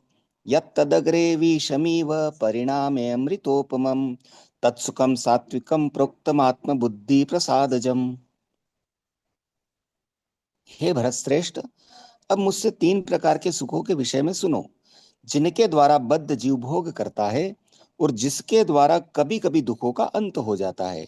जो प्रारंभ में विष जैसा लगता है लेकिन अंत में अमृत के समान है, और जो मनुष्य में आत्म साक्षात्कार जगाता है, वह सात्विक सुख कहलाता है। हम्म। तो ये सुख तीनों गुणों में होता है। अब देखिए, सतोगुण का सुख क्या है? यह तदग्रे विषम एव। प्रारंभ में वो विष की तरह लगता है, जहर की तरह लगता है। भक्ति करना, सुबह 4 बजे उठना, 16 माले करना, 4 नियम पालन करना, ये नहीं करना, वो नहीं करना, तो ये सारे नियम कानून जहर की तरह लगते हैं एकदम। अरे नहीं करना भक्ति, छोड़ो ये सब। लेकिन उसका परिणाम थोड़े समय के लिए कष्ट है, उसका परिणाम क्या है? अमृत की तरह है। हृदय शुद्ध हो जाएगा, रजोगुण तमोगुण चले जाएंगे, व्यक्ति सतोगुण में स्थित हो जाएगा। वो शरीर आत्मा में अंतर देख पाएगा। जीवन में द्वंद्व जो है, सुख दुख लाभ हानि मान अपमान, इनसे प्रभावित नहीं होगा। धीरे धीरे सब द्वंद्वों से ऊपर उठ जाएगा, उसको सही मेच्योर हो जाएगा, समझदार हो जाएगा वो। तो थोड़ा समय का कष्ट है, लेकिन लंबे समय में क्या है? परिणाम उसका अमृत है। जैसे कोई स्टूडेंट पढ़ाई करता है तो थोड़ी अच्छा लगता है, लेकिन पता है भविष्य पूरा कैरियर बन जाएगा उससे। प्रारंभ में विष है लेकिन परिणाम अमृत है। और ऐसा जो सुख होता है वो आत्म बुद्धि प्रसादजम, जो खुद की जो बुद्धि है ना, जो अपने उसको संतुष्ट करने वाला होता है, प्रसादजम, है ना, आत्म साक्षात्कार करने वाला होता है, उसे सही गलत में अंतर, उसको सब कुछ पता पता चलता है ऐसे सुख में। है, तो वो एक वास्तविक सुख है, मतलब इस प्रकार से वो ज्ञान में रहता है वो व्यक्ति। आत्म साक्षात्कार को जगाता है सब इस प्रकार का सुख। हाँ, आत्म बुद्धि प्रसादजम, खुद की बुद्धि की संतुष्टि से उत्पन्न होता है ये जो है इंटेलेक्चुअल हैप्पीनेस होती है ये, जो सात्विक हैप्पीनेस है। मन के स्तर पे नहीं, बुद्धि के स्तर पे, इस प्रकार से। रजोगुण देखते हैं। विषयेन्द्रिय संयोगाद्य तदग्रे अमृतोपमम्। परिणामे विषमिव तत्सुखम राजसम स्मृतम।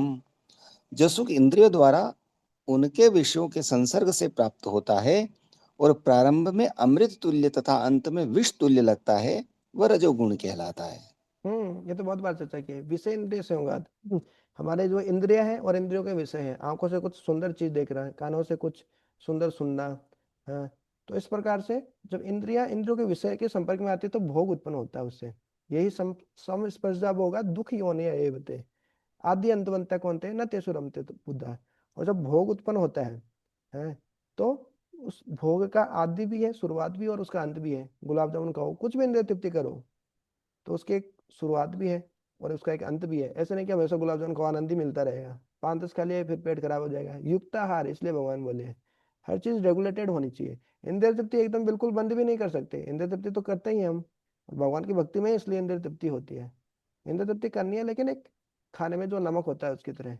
ज्यादा इंद्रिय तृप्ति करेंगे तो भोग विलास में रजोगुण तमोगुण में चले जाएंगे, नरक की ओर प्रस्थान करेंगे।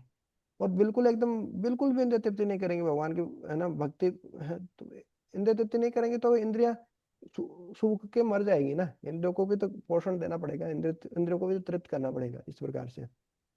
तो इंद्रियों को भी तृप्त भी करना है और बहुत ज्यादा आसक्त भी नहीं हो जाना इस प्रकार से, और भक्ति में ही वास्तव में इंद्रिय तृप्ति मिलती है। तो ये प्रकार का जो रजोगुण का जो सुख है वो क्या होता है? यह ततगरे अमृत। स्टार्टिंग में बहुत मजा आता है, यूट्यूब पे या इंस्टाग्राम पे रील्स देखते हैं, आहा, ये रील 5 सेकंड में मजा, 10 सेकंड में मजा आ रहा है, आहा। लेकिन व्यक्ति का कितना समय चला जाता है उसको पता नहीं है। उसको बोला एक माला करो, हाँ माला, समय नहीं है, समय नहीं है, टाइम नहीं है। और वो रील्स में कितना समय दे देगा, अरे भगवत गीता पढ़नी है प्रभु जी, अरे नहीं नहीं नहीं अभी सेवा याद आ गई मेरे को, मेरा काम याद आ गया।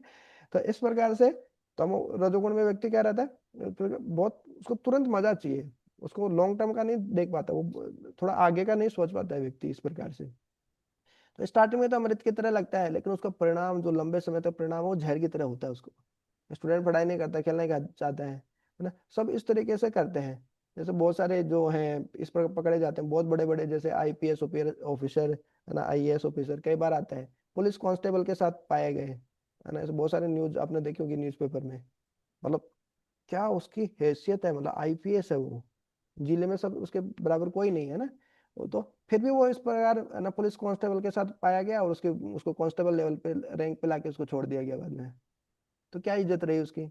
स्टार्टिंग में उसको बहुत अच्छा लगा, इंद्रियों के सुख के लिए वो इस प्रकार से प्रयास किया, और जब पकड़ा गया तो उसको फिर परिणाम देखो, समाज में बेइज्जती हुई, न्यूज़पेपर में नाम आया बकायदा है। तो लंबे समय तक क्या विष की तरफ परिणाम भोगना पड़ता है ना। हम भी बहुत सारे रासिक सुख के पीछे हम भी भागते हैं, तुरंत मजा चाहिए रहता है हमको भी इस प्रकार से। तो वो व्यक्ति थोड़ा अज्ञान में रहता है, लालच बहुत होता है, और तुरंत जो मजा चाहिए ये इसमें आता है। ज्यादातर हम कोई भी कार्य करते हैं, हम पूरे दिन भर में ही देखेंगे तो हम बहुत सारे कार्य ऐसे करते हैं जो हमको रजोगुणी सुख चाहिए रहता है उसमें, इस कारण करते हैं।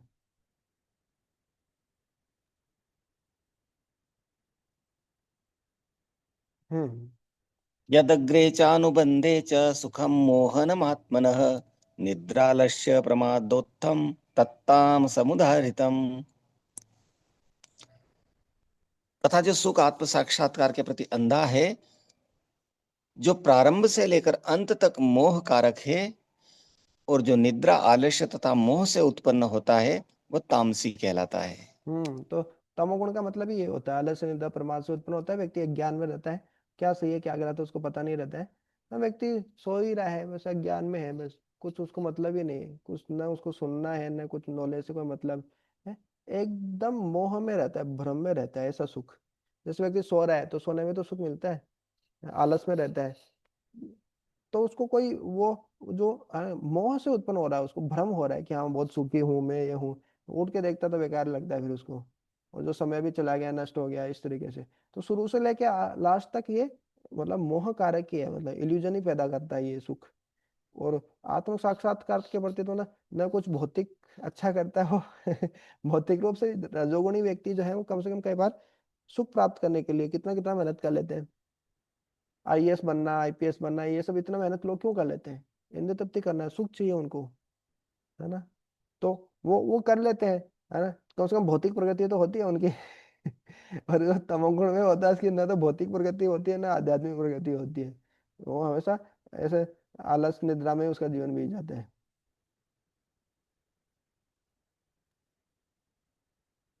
न तदस्ति पृथिव्यां वा दिवि देवेषु वा पुनः सत्वं प्रकृतिजेरमुक्तं यदेभिः शास्त्रिभिर्गुणैः। इस लोक में, स्वर्ग लोकों में या देवताओं के मध्य में कोई भी ऐसा व्यक्ति विद्यमान नहीं है जो प्रकृति के तीन गुणों से मुक्त हो।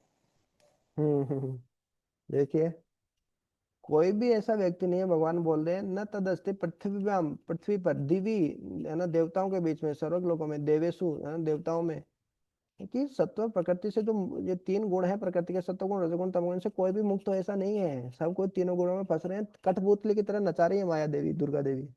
तीनों गुणों में इस प्रकार से व्यक्ति कठपुतली की तरह नाच रहा है, और वो सोचता है मैं काम कर रहा हूँ, अरे तीनों गुण आपका स्वभाव आपसे काम करवा रहे हैं, आप तो खाली इच्छा कर सकते हैं, आपके हाथ में कुछ ही नहीं है। आप बंदूक लेके खड़े हैं, आप आत्मा है, लेकिन जो तीन गुण है वो भी बंदूक लेके इस प्रकार से खड़े हैं, बंदूक वो गोली वही चलाते हैं, वो पकड़ में आप आते हैं कि इसने ऐसे किया। तो आत्मा जीवात्मा कुछ नहीं करता, प्रकृति के तीन गुण ही कार्य करवाते हैं। और भले ही ब्रह्मा जी से लेके, है ना, या फिर इंद्र से लेके, इंद्र नाम का एक जो कीड़ा होता है वहां तक भी लेके, भागवत में बताते हैं, सब तीन गुणों में फंसे हैं, तीनों गुणों के अनुसार ही कार्य करते हैं। तीनों गुणों से जब ऊपर उठेंगे तो वो शुद्ध भक्त हो जाता है, फिर वो भगवत धाम जाने के लिए उत्तराधिकारी होता है, भौतिक जगत से कोई लेना देना नहीं उसको, है ना। ये तो हम 14वें अध्याय में स्टार्टिंग में पढ़ेंगे ना, तीनों गुण कैसे फंसाते हैं, सुख और ज्ञान से सतोगुण फंसाता है, सतोगुण भी सोने की ही चेन है। रजोगुण कैसे पढ़ाता है, रजो रागात्मक विधि, है ना, कर्म फल से आसक्त हो जाता है व्यक्ति। और तमोगुण मोह, आलस्य, निद्रा, प्रमाद इससे फंसा लेते हैं। ब्राह्मण क्षत्रिय विशाम शूद्राणाम च परंतप कर्माणि प्रयुभक्तानि स्वभाव प्रभवैर्गुणैः। हे परंतप, ब्राह्मणों, क्षत्रियों, वैश्यों तथा शूद्रों में प्रकृति के गुणों के अनुसार उनके स्वभाव द्वारा उत्पन्न गुणों के द्वारा भेद किया जाता है। तो अभी भगवान वर्णाश्रम के बारे में बता रहे हैं। पहले भगवान बताए चतुर्वर्णम मया सृष्टम, गुण कर्म विभाग से, गुण और कर्म के हिसाब से, है ना, ये विभाग किए गए हैं। ये ब्राह्मण क्षत्रिय और शूद्र और वैसे होते हैं गुण और कर्म के हिसाब से। हालांकि उनकी सृष्टि करने वाला मैं ही हूँ, फिर भी मैं करता हूँ, क्योंकि मैं इन सब भौतिक वर्ण और आश्रम इन सबसे परे हूँ। भगवान तो, है ना, भौतिक जगत से कुछ लेना देना नहीं, आत्मा को ही भौतिक जगत से कुछ लेना देना नहीं, भगवान को क्या लेना देना है। तो अभी ये जो वर्णाश्रम है इसके बारे में बता रहे हैं। वर्णाश्रम बहुत जरूरी है। वर्णाश्रम के कर्तव्यों का पालन करने से हृदय का शुद्धिकरण होता है व्यक्ति का, इस प्रकार से। तो व्यक्ति के स्वभाव के अनुसार है ये। जैसे हर व्यक्ति का अलग अलग स्वभाव होता है, और उस स्वभाव के अनुसार व्यक्ति जब कार्य करता है तो उसको संतुष्टि भी मिलती है, और उसका शुद्धिकरण भी होता है। जैसे कोई बुद्धिमान व्यक्ति है ब्राह्मण, कोई शक्तिशाली क्षत्रिय है, कोई बिजनेस माइंडेड होते हैं वैसे।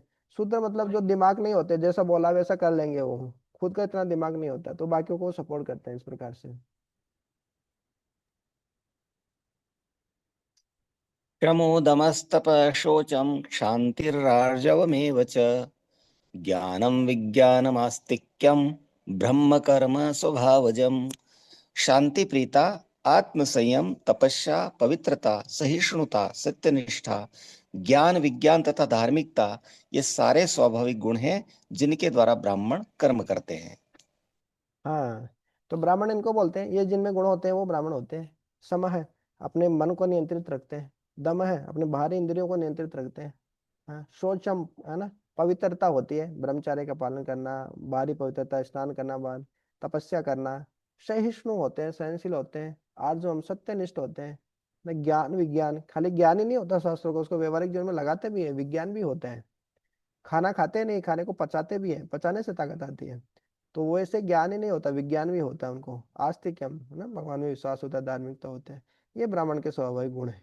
ये जिनके अंदर गुण है उनको हम बोल सकते हैं कि हाँ वो ब्राह्मण है। शौर्यं तेजो धृतिर्दाक्षं युद्धे चाप्यपलायनं दानमीश्वर भावश्च क्षात्रं कर्म स्वभावजम्। वीरता, शक्ति, संकल्प, दक्षता, युद्ध में धैर्य, उदारता तथा नेतृत्व ये क्षत्रियों के स्वाभाविक गुण हैं। तो देखिए, शौर्यम, सूरवीरता, पराक्रम, साहस होना चाहिए। डरपोक आदमी थोड़ी क्षत्रिय क्षत्रिय होता है। तेजः, हाँ, तेज, शक्ति है, वीरता, शक्ति। धृति, दृढ़ निश्चय, एक बार ठान लेता है करना है, करना है ना। कोई राजकुमारी दिख गई, इससे शादी करना तो करना है उसके लिए पूरा युद्ध करना, सब कुछ कर लेता है वो। हाँ, दृढ़ निश्चय होता है। दाक्ष्यम, बहुत दक्ष होता है ना, हर कोई कार्य करने में, मैनेजमेंट करने में बहुत एक्सपर्ट, कुशल होता है। युद्ध से अभी अपलायनम, और युद्ध में अपलायन नहीं करता वो, है ना, पलायन नहीं करता वो, मतलब अपलायनम, मतलब पलायन नहीं करता।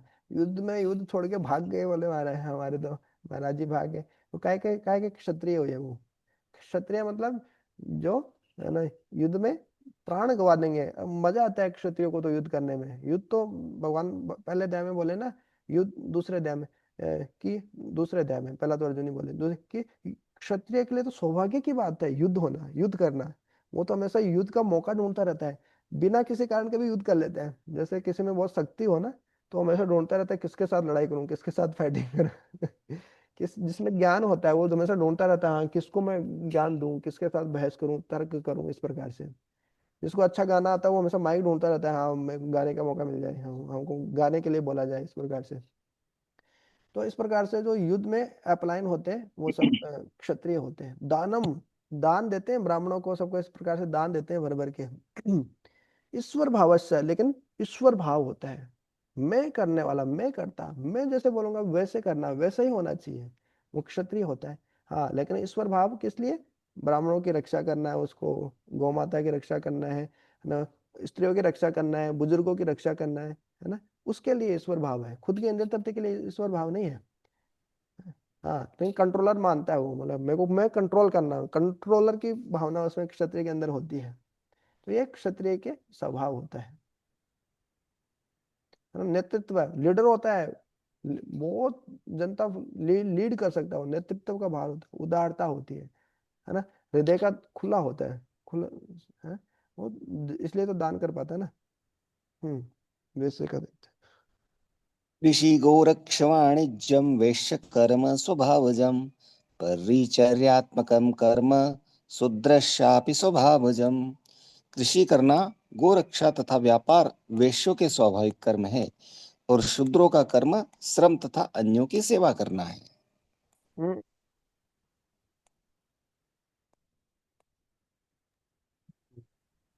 तो वैसे कौन होते हैं, जो खेती करते हैं, गोरक्षा करते हैं, और व्यापार करते हैं, बिजनेस में बहुत एक्सपर्ट होते हैं, पैसों से बहुत रिलेट करते हैं वो। जैसे कैसे पैसे कमाना उनको बहुत अच्छे से आता है, हर एक पैसा कहाँ बचाना है, कैसे करना है, ये जो बिजनेस में बहुत एक्सपर्ट होते हैं, कहाँ हमेशा दिमाग लगाते रहते हैं, कहाँ पैसा कमाना है, क्या करना है, पूरा प्लानिंग करते रहते हैं, दिन भर उनके माइंड में वो प्लानिंग ही चलती रहती है बिजनेस को लेके। तो वो होते हैं वैसे बिजनेस में एक्सपर्ट, खेती करना ये सब है। और शूद्र मतलब कि एकदम जिनके अंदर ना बुद्धि है, ना शक्ति है, ना कुछ ना बिजनेस करने का माइंड है इस प्रकार से, ना पैसा है, कुछ भी नहीं। तो वो क्या मतलब कि उनको जैसा बोलोगे वैसा कर देंगे, लेकिन वो खुद से कुछ ज्यादा कुछ नहीं कर सकते, लेकिन जो बोलेंगे वो कर देंगे।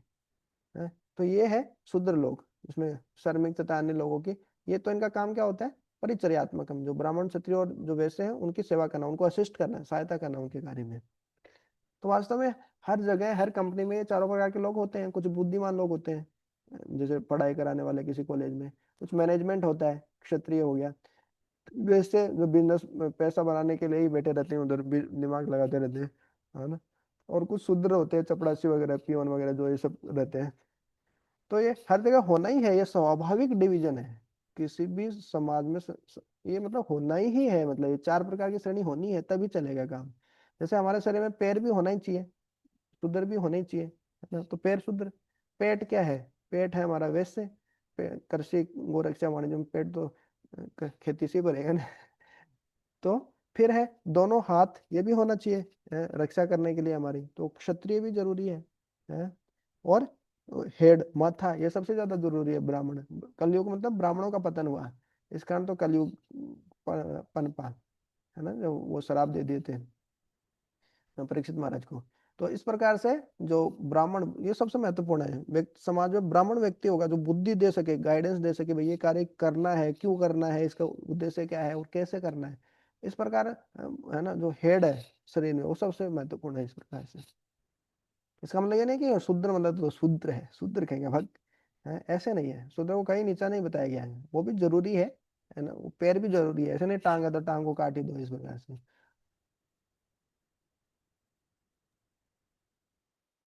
स्वे स्वे कर्मण्यभिरतः संसिद्धिं लभते नरः, स्वकर्मनिरतः सिद्धिं यथा विन्दति तच्छृणु।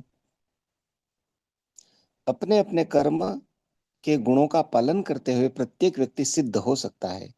अब तुम मुझसे सुनो कि यह किस प्रकार किया जा सकता है। तो ऐसा नहीं कि ब्राह्मण है वही भगवान को प्राप्त करेंगे, वही सिद्धि को प्राप्त करेंगे, ऐसा नहीं है।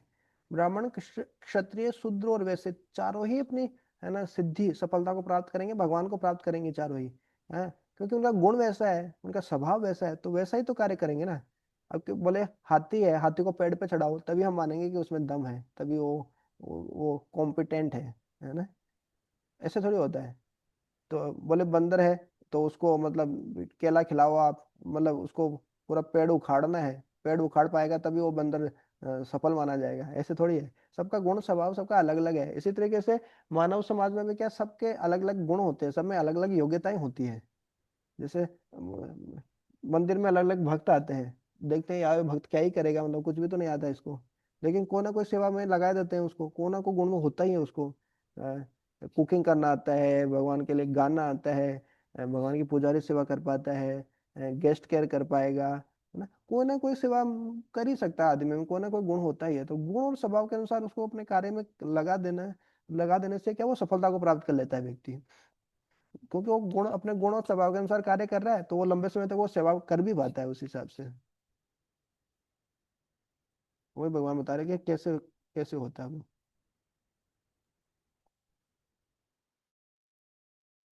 यतः प्रवृत्तिर्भूतानां येन सर्वमिदं ततं स्वकर्मणा तमभ्यर्च्य सिद्धिं विन्दति मानवः। जो सभी प्राणियों का उद्गम है और सर्वव्यापी है, उस भगवान की उपासना करके मनुष्य अपना कर्म करते हुए पूर्णता प्राप्त कर सकता है। तो व्यक्ति का जैसा नेचर है, जैसा स्वभाव है, जैसे बहुत सारे लोग होते हैं, मतलब जो एक्टिंग करने में बहुत अच्छे होते हैं, है ना। कोई व्यक्ति गाने में बहुत अच्छा है, उसको एक्टिंग करने के लिए वो फिल्म मूवी में उतर आते हैं, वो कर नहीं पाता, फ्लॉप पे फ्लॉप जाती है फिल्म, है ना। ऐसा होता है बहुत बार।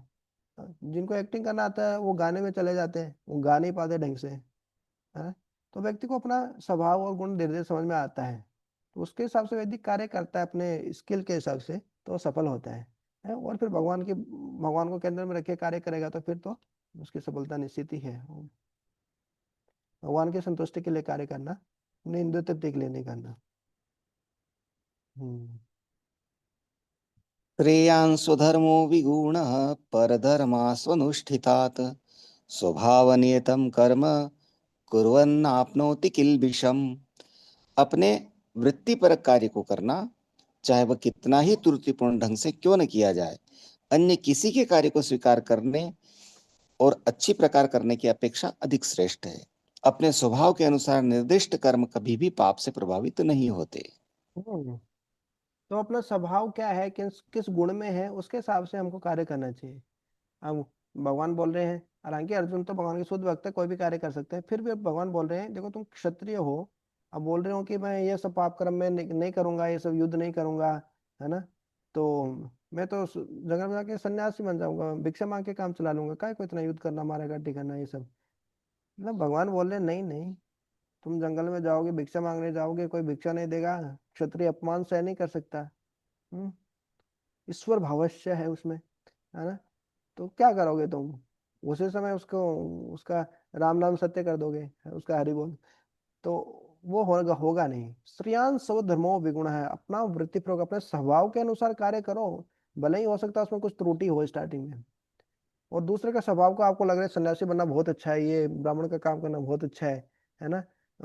आपको भले ही ऐसे लगे, लेकिन वो उससे अच्छा है अपना खुद का काम करना, वो भयावह है दूसरा दूसरे व्यक्ति का, दूसरा मन का काम करना। क्यों, अपने स्वभाव के अनुसार व्यक्ति अपने जो गुण है उसके अनुसार कार्य करने से व्यक्ति क्या पाप से प्रभावित नहीं होता, वो कार्य आसानी से कर भी पाता है, और और भगवान को भी प्रसन्न कर पाता है उस कार्य से, वो सेवा भी अच्छे से होती है, और वो भगवान को भी प्रसन्न कर पाता है इस प्रकार से, है। तो इस प्रकार से हमको खुद से पता नहीं चलता कई बार, जैसे भक्ति में तो क्या, कैसे पता चले कि ब्राह्मण है, क्षत्रिय है कि शूद्र है, ऐसे। और भक्ति में तो क्या, सब कुछ ही तो भक्ति होती है, ब्राह्मण का भी काम कर लेते हैं, क्लास भी दे लेते हैं, क्षत्रिय का मैनेजमेंट भी कर लेते हैं, वैसे बिजनेस बिजनेस वाला भी काम कर लेते हैं, पैसे का भी देख लेते हैं, झाड़ू वाड़ू लगाना, मेनियल सेवा करना, ये तो करते ही है मंदिर में। तो सारा तो कर लेते हैं ब्राह्मण क्षत्रिय शूद्र से। फिर भी मुख्य रूप से कौन सा प्रभावी है वो गुरु बताएंगे, है जो साधु, जो सीनियर वरिष्ठ भक्त है वो देख के बताते हैं कि कौन सा कौशल आपके अंदर है, कौन सा गुण सबसे ज्यादा है, तो उसके हिसाब से सेवा देते हैं। कुछ सेवा रहती है, क्षत्रिय स्वभाव का कोई व्यक्ति रहता है मंदिर में, तो उसको ऐसी सेवा देते हैं कि वो मतलब कंट्रोल करना चाहता है, कोई डिपार्टमेंट का हेड बना दिया, बहुत सारे एम्प्लॉयज उसके अंडर में, वो कंट्रोल करेगा उनको, कंट्रोल करेगा, वो दादागिरी दिखाएगा, ये करो ये करो, नहीं करो, ईश्वर भाव है। लेकिन फल, जो डिपार्टमेंट से जो पैसा आ रहा है, वो खुद की जेब में तो नहीं डाल रहा है, भगवान की सेवा में ही लग रहा है, तो धीरे धीरे उसका शुद्धिकरण हो जाएगा, उससे कंट्रोल करने का भाव है, लेकिन उसको भी भगवान की सेवा में लगा दिया। वह व्यक्ति बहुत बुद्धिमान है, प्रचार में लगा दो उसको, प्रचार करेगा, शास्त्र पढ़ेगा, पढ़ाएगा दूसरों को, है ना। ब्राह्मण का यही काम, है ना, यजन याजन पठन पाठन, इस प्रकार से। कोई वैसे का है, उसको लाइफ मेंबरशिप ये दे दो, वो लोगों से डोनेशन करेगा, वो दिमाग लगाएगा कैसे करना है, कैसे ग्रोथ करना है, क्या करना है, कहाँ किस बिजनेस को कैसे करना है, ये सब। हाँ, शूद्र है वो तो सेवा करते ही हैं भगवान की, इस प्रकार से सेवा में लगा देते हैं। तो ब्राह्मण क्षत्रिय शूद्र वैसे उनको ऐसे अपने अपने स्वभाव के अनुसार कार्य करते हैं, और स्वभाव के अनुसार कार्य करना बहुत अच्छा है ना। भले ही वो त्रुटिपूर्ण ढंग से क्यों ना हो, स्टार्टिंग में लगे कि हाँ ये गलत हो रहा है, मैं ढंग से कर नहीं पा रहा हूँ, लेकिन स्वभाव वही है तो वो करेगा तो वही उसके लिए अच्छा है। अब अर्जुन क्षत्रिय है तो वो युद्ध करेंगे तो अच्छा है, वो युद्ध करके ब्राह्मण का काम करेंगे तो नहीं होगा। अब ऐसा नहीं कि मतलब क्षत्रिय वो भक्त नहीं होते, ब्राह्मण ही भक्त होता है, ऐसा नहीं होता है। क्षत्रिय भी भक्त होते हैं, वो भी भगवान के धाम जाते हैं, उनका यज्ञ भी संस्कार होता है, वो भी ब्रह्मचारी हो सकते हैं पूरे जीवन भर, और सब कुछ हो सकता है। इस प्रकार से।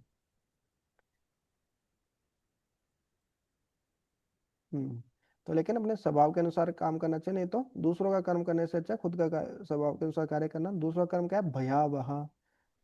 आगे बताएंगे। हम्म। सहजं कर्म कौन्तेय सदोषमपि न त्यज्येत सर्वारंभा हि दोषेण धूमेनाग्निरिवावृताः। प्रत्येक उद्योग प्रयास किसी न किसी दोष से आवृत्त होता है। जिस प्रकार अग्नि धुएं से आवृत्त रहती है, अतएव हे कुंती पुत्र, मनुष्य को चाहिए कि स्वभाव से उत्पन्न कर्म को भले ही वह दोषपूर्ण क्यों न हो, कभी त्यागे नहीं। हम्म।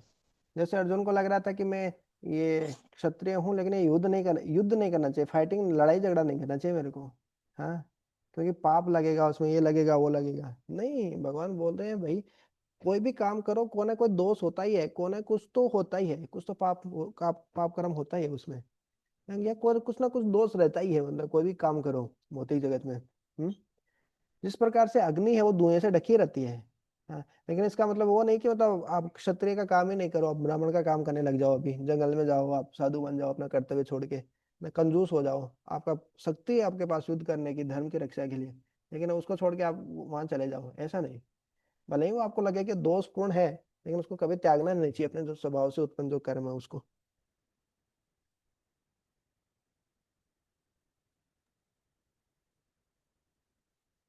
असक्त बुद्धि सर्वत्र जीतात्मा विगत स्पृह नैष्कर्म्यम सिद्धिम परमाम संन्यासेनाधिगच्छति।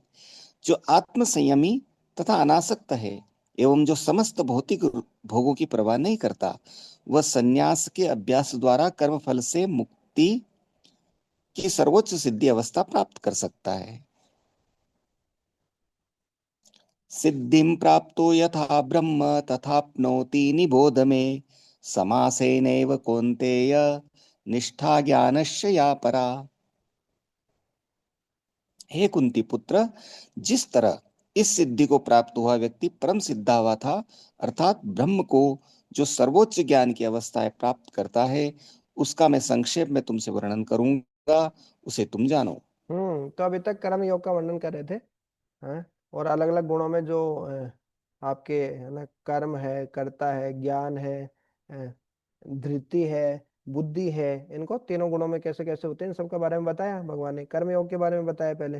है, अभी ज्ञान योग के बारे में बताएंगे। जब भी ज्ञान योग आता है तो ब्रह्म, ज्ञानी ब्रह्म ब्रह्म के बारे में, ब्रह्म से आसक्त होते हैं योगी परमात्मा से, और जो भक्त होते हैं वो भगवान से। हाँ, तो ज्ञानी मतलब डिटेच, संसार से विरक्त होना है हमको।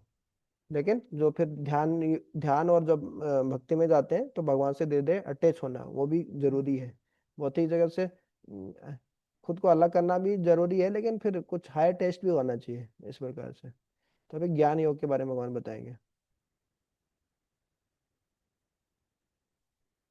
बुद्ध्या विशुद्ध्या युक्तो धृत्यात्मानं नियम्य च शब्दादीन् विषयान् त्यक्त्वा रागद्वेषो विदश्य च विविक्तसेवी लघ्वासी यत्वाक्कायमानसः ध्यानयोगपरो नित्यं वैराग्यं समुपाश्रितः अहंकारं बलं दर्पं कामं क्रोधं परिग्रहं विमुच्य निर्ममः शांतो ब्रह्म भूयाय कल्पते।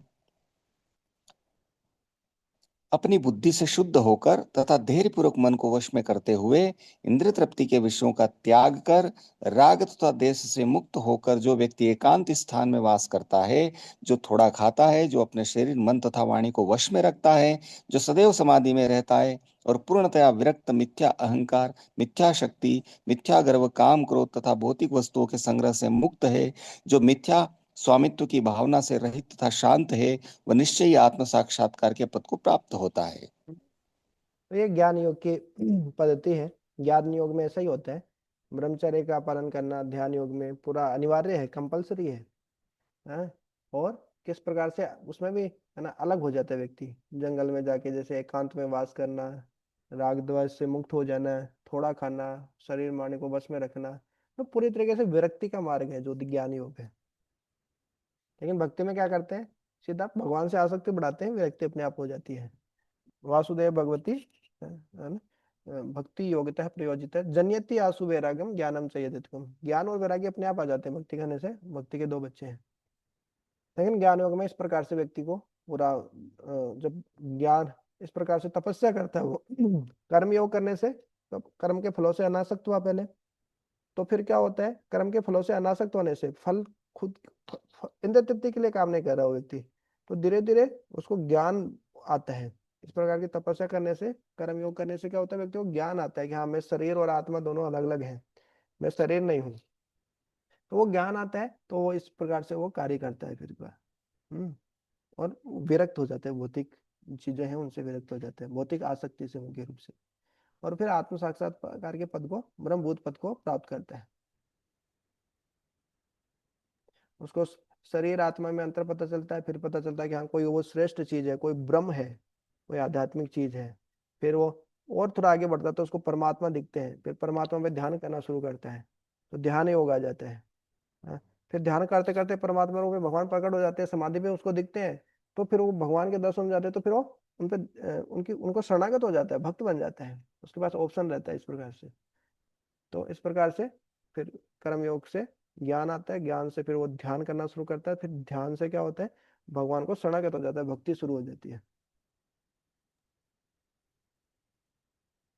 ब्रह्मभूतः प्रसन्नात्मा न शोचति न काङ्क्षति समः सर्वेषु भूतेषु मद्भक्तिं लभते पराम। इस प्रकार जो दिव्य पद पर स्थित है वह तुरंत पर ब्रह्म का अनुभव करता है और अ, पूर्णतया प्रसन्न हो जाता है।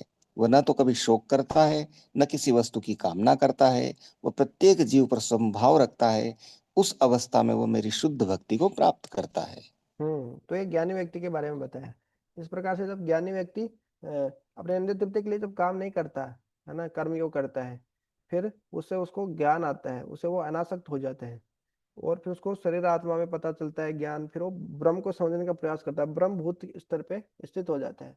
तो न सोचती न कांक्षती, न किसी चीज का शौक करता है, न किसी चीज की इच्छा करता है, वो सब जीवों को समान भाव से देखता है, और फिर उसको भक्ति प्राप्त होती है, मतलब ज्ञान योग के बाद उसको भक्ति मिलती है। ऐसा भक्ति करने के लिए वो योग्य हो जाता है।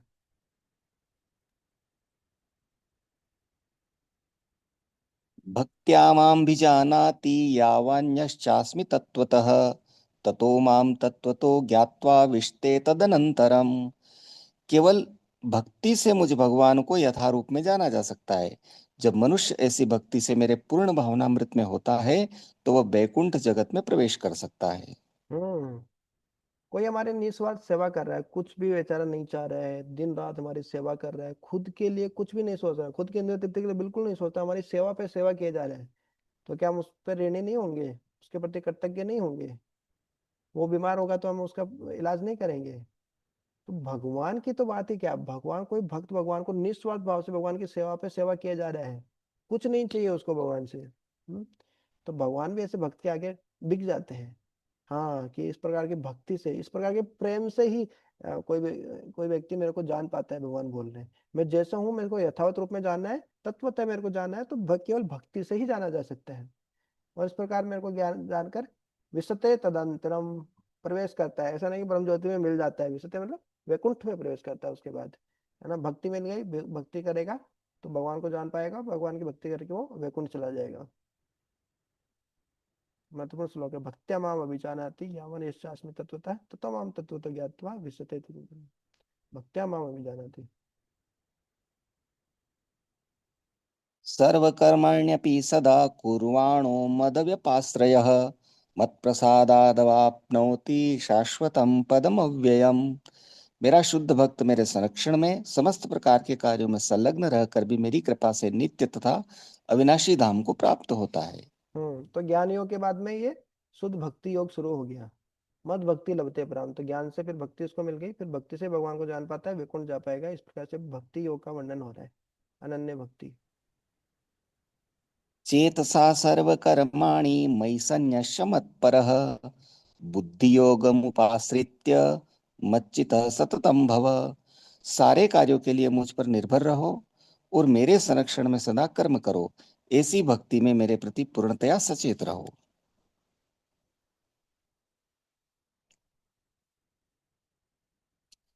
मच्चितः सरदुर्गाणि मत्प्रसादात् तरिष्यसि अथ चेत् महांकारान् श्रोष्यसि विनंक्षसि। यदि तुम मुझसे भावना भावित होंगे तो मेरी कृपा से तुम बद्ध जीवन के सारे अवरोधों को लांघ जाओगे। लेकिन यदि तुम मिथ्या अहंकार वश ऐसी चेतना में कर्म नहीं करोगे और मेरी बात नहीं सुनोगे तो तुम विनष्ट हो जाओगे।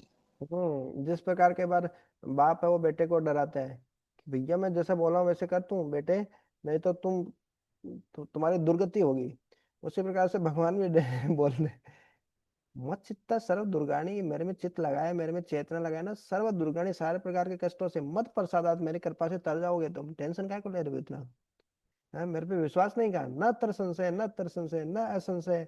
भगवान को 20 बार बोल दिया डाउट मत कर बेटा, डाउट मत कर, शंका मत कर, जो मैं बोल रहा हूँ वो सही बोल रहा हूँ मैं, है ना। विश्व रूप भी दिखा दिया भाई भगवान मैं हूँ, मैं बोल रहा हूँ तो विश्वास कर मेरे पे, लेकिन हमको विश्वास नहीं होता। आज चेतन अहंकार, फिर भी हम अहंकार से नहीं सुनेंगे तो विनाश हो जाएगा। भगवान की बात सुनना चाहिए, गीता भागवत पढ़ना चाहिए, उसको सुनना चाहिए, उसको पढ़ना चाहिए, ये सब जरूरी है। नहीं तो क्या, विनाश पक्का है। गलती काम करेंगे हम अहंकार में, प्रकृति के गुणों में आके।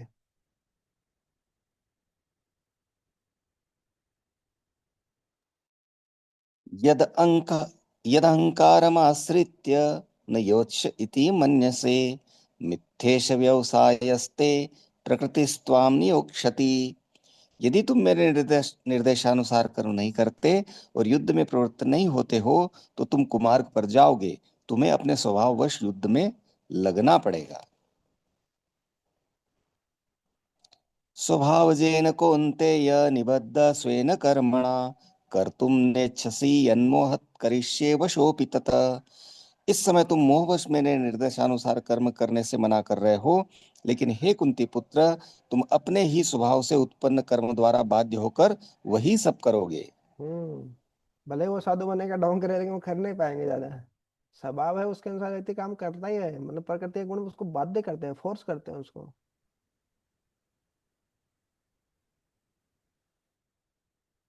ईश्वर सर्वभूतानां हृदेश अर्जुन तिष्ठति ब्राह्मण सर्वभूतानि यंत्रारूढ़ानि मायया। हे अर्जुन, परमेश्वर प्रत्येक जीव के हृदय में स्थित है और भौतिक शक्ति से निर्मित यंत्र में सवार की भांति बैठे समस्त जीवों को अपनी माया से घुमा भरमा रहे हैं। तो ड्राइवर भगवान है और गाड़ी को चला रहे हैं और वो ड्राइवर सोच रहा है कि मैं तो सब कुछ, वो गाड़ी सोच रही है कि मैं तो सब कुछ। तो हमारा शरीर है वो तो यंत्र ही है ना। भगवान हमारे हृदय में बैठे, बार बार भगवान बता रहे हैं मैं हृदय में बैठा हूँ सबके, सारे जीवों के हृदय में बैठा हूँ मैं। ऐसे मत सोचो मैं तुम्हारे साथ नहीं हूँ, भगवान परमात्मा रोज सबके साथ बैठे हैं। जब भक्ति नहीं करते तो वो सुप्त अवस्था में रहते हैं, कुछ आदान प्रदान नहीं करते, भक्त बनते ही वो एक्टिव हो जाते हैं, है ना।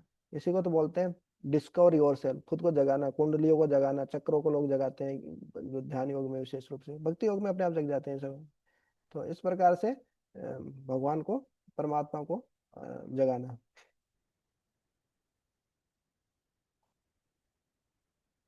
तमेव शरणं गच्छ सर्वभावेन भारत तत्प्रसादात् परां शांतिं स्थानं प्राप्यसि शाश्वतम्। हे भारत, सब प्रकार से उसी की शरण में जाओ। उसकी कृपा से तुम परम शांति को तथा परम नित्य धाम को प्राप्त करोगे। हाँ, उसी के शरण में जाओ, मतलब जो ईश्वर है सबके हृदय में परमात्मा के रूप में बैठे उसके शरण में जाओ, वो बोल रहे हैं। उसकी कृपा से तुम परम शांति को प्राप्त करोगे, नित्य धाम को प्राप्त करोगे, इस प्रकार से बता रहे इति ते ज्ञानमाख्यातं गुह्याद् गुह्यतरं मया विमसृट्तदशेषेण यथेच्छसि तथा कुरु। इस प्रकार मैंने तुम्हें गुह्यतर ज्ञान बतला दिया। इस पर पूरी तरह से मनन करो और तब जो चाहे सो करो। हम्म तो भगवान देखिए पूरा बता दिए, गुये गुयेतर गुयेतमम, ज्ञानों में सबसे उत्तम ज्ञान है ना। छठवां सातवां आठवां अध्याय, नौवां अध्याय, फिर 14वां अध्याय, सब बार बार बता रहे हैं कि गुह्यतम है, यही सबसे उत्तम ज्ञान है। तो भगवान बोले मैं सब बता दिया, बहुत डिटेल में विस्तार करके बता दिया। अब इस पर अच्छे से मनन करो, जो तुम्हारी इच्छा हो वो करो। जो तुम्हारी इच्छा हो वो करो, मतलब कोई भी पाप कर्म करो ऐसा नहीं, जो आपको मार्ग पसंद आए वो उस मार्ग को करो आप, है ना। लेकिन जो है वो मैं बता दिया, वर्णाश्रम है, ज्ञान योग, कर्म योग, ध्यान योग, सब बता दिया तुमको। तो भगवान सबको स्वतंत्र इच्छा दे रखे हैं, भगवान किसी को सब थोड़ी स्वतंत्र इच्छा सबको दे रखे हैं, पूर्ण रूप से स्वतंत्र नहीं है, हम जो चाहे वो कर सकते हैं, लेकिन थोड़ी स्वतंत्र इच्छा दे रखे हैं। जैसे गाय खूंटे से बंधी रहती है, पोल से बंधी रहती है, थोड़ी स्वतंत्र इच्छा रहती है। बोले भगवान वो क्यों दिए हैं, वो नहीं देंगे। भगवान किसी को फोर्स नहीं करना चाहते कि तू जबरदस्ती मेरे से प्रेम कर, मेरे धाम आ जा, मेरा चिंतन कर, नहीं। भौतिक जगत में जाके थोड़ी माया की लात खाओ, फिर जब समझ में आए तो फिर समझ में आए फिर मेरे पास में आओ कि किस प्रकार से मैं ही तुमसे प्रेम करता हूँ, सब कुछ मैं ही देता हूँ तुमको। नहीं समझ में आता तो उधर ही रहो। इस प्रकार से भगवान सबको इच्छा दिए हैं, कोई फोर्स नहीं करते कि मेरे से प्रेम करो ही करो ऐसा। जो चाहो वो करो, भगवान बता दिए, शास्त्र हमको दे दिया, अब हम जो चाहे वो करो, हमको बोल दिया। सर्वगुह्यतमं भूय शृणु मे परमं वच, इष्टोऽसि मे दृढ़मिति ततो वक्ष्यामि ते हितम्। चूंकि तुम मेरे अत्यंत प्रिय मित्र हो, अतएव मैं तुम्हें अपना परम आदेश जो सर्वाधिक गुह्य ज्ञान है बता रहा हूं, इसे अपने हित के लिए सुनो। मन्मनाभव मद्भक्तो मद्याजी माम नमस्कुरु, मामे वेश्यसि सत्यम ते प्रतिजाने प्रियोसी में। सदैव मेरा चिंतन करो, मेरे भक्त बनो, मेरी पूजा करो और मुझे नमस्कार करो। इस प्रकार तुम निश्चित रूप से मेरे पास आओगे। मैं तुम्हें वचन देता हूं, क्योंकि तुम मेरे परम प्रिय मित्र हो। ये सार है भगवान को, भगवान के समय भगवान का चिंतन करना, मन भगवान को लगाना, भगवान के भक्त बनना, भगवान को प्रणाम करना, नमस्कार करना, पूजा करना, यही भगवत गीता का सार है।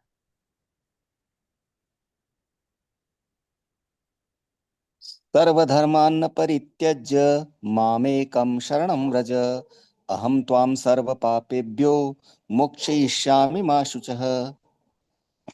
समस्त प्रकार के धर्मों का परित्याग करो और मेरी शरण में आओ, मैं समस्त पापों से तुम्हारा उद्धार कर दूंगा, डरो मत। हम्म इससे ज्यादा और क्या चाहिए एक जीवात्मा को। हमको दुख कष्ट मिल रहे हैं हमारे ही पापों के कारण, और पाप को पुण्य करके कैंसिल नहीं कर सकते। तो बहुत डरा हुआ है जीव, मतलब क्या करे अभी तो, मतलब हमारी पूरी पिक्चर दिखा देंगे तो हम तो पापों के पहाड़ लगे हुए हैं। भगवान बोल रहे हैं कि मेरी शरण में आ जाओ, बहुत कर्तव्य है, ये करना वो करना, बहुत सारे कर्तव्य हैं, उनको छोड़ो। हाँ, सारे पापों से मुक्त कर दूंगा। भगवान कितना दम दे ना, पूरा संकल्प के साथ किस प्रकार से आशा दे रहे हैं, मतलब आशा बांध रहे हैं। अरे सब पापों से मुक्त कर दूंगा, डरो मत तुम, मेरी शरण में आ जाओ बस। फिर भी हमको डर लगता है भगवान की शरण में जाने से।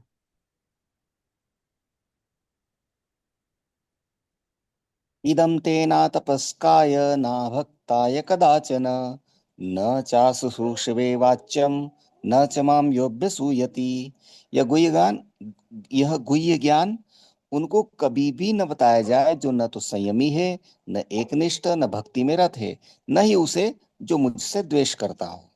हम्म वो ये ज्ञान मतलब, मन मना भव मत भक्तो मध्य जिमाव नमस्कुरु मेरी शरण में आओ। क्योंकि वो भगवान को मानते नहीं, भगवान से प्रेम ही नहीं करते, तो उनको बोलेंगे तो वो नाराज हो जाएंगे, अरे भगवान की सेवा क्यों करें, भगवान को क्या सेवा की जरूरत, सेवा हमारी करो। मानव ही तो मानव सेवा ही तो माधव सेवा है ना। तो उसको मनुष्य की सेवा ही तो सबसे बड़ी सेवा है, इस प्रकार से बोलेंगे वो मूर्ख लोग। तो इस प्रकार से उनको बताएंगे तो उनका गुस्सा और बढ़ जाएगा भगवान से, पहले ही नफरत है। सब कोई भौतिक जगत में है, सब भगवान से ईर्ष्या करते हैं, इसलिए भौतिक जगत में आए हैं। अब उनको ये बताएंगे भगवान को पूजा करो, भगवान को शरणा करो, तो भगवान को करो, तो वो और उनको और गुस्सा बढ़ जाएगा। उनको पहले बताओ आत्मा का ज्ञान दो, भगवत गीता का पहला दूसरा अध्याय बताओ, दूसरा तीसरा कर्म योग बताओ, ये सब बताओ। ये सीधा ही बताएंगे तो वो फिर इस प्रकार से क्योंकि भगवान से प्रेम नहीं करते तो और द्वेष उनका बढ़ जाएगा। य इदं परमं गुह्यं मद्भक्तेष्वभिधास्यति, भक्तिं मयि परां कृत्वा मामे वेश्यत्य संशयः।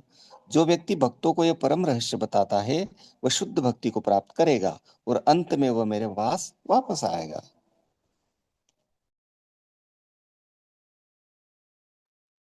तो ये प्रचार का महत्व है। प्रचार के बारे में हम दूसरे लोगों को बताना, लेकिन बताना किस तरीके से है, उनके स्तर के हिसाब से बताना चाहिए। हर किसी को नहीं बोलना चाहिए कि सीधा मौला कर लो। पहले उसका लेवल तो देखो, भगवान से प्रेम तो बढ़ाओ उसका, कि देखो भगवान बहुत प्रेम करते हैं, आप भी भगवान से प्रेम करो, है ना, प्रेम करने का तरीका माला करो।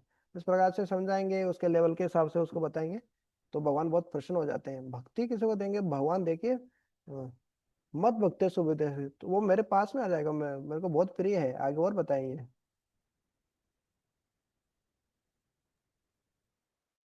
न च तस्मान्न मनुष्येषु कश्चिन्मे प्रियकृत्तमः, भविता न च मे तस्मादन्यः प्रियतरो भुवि।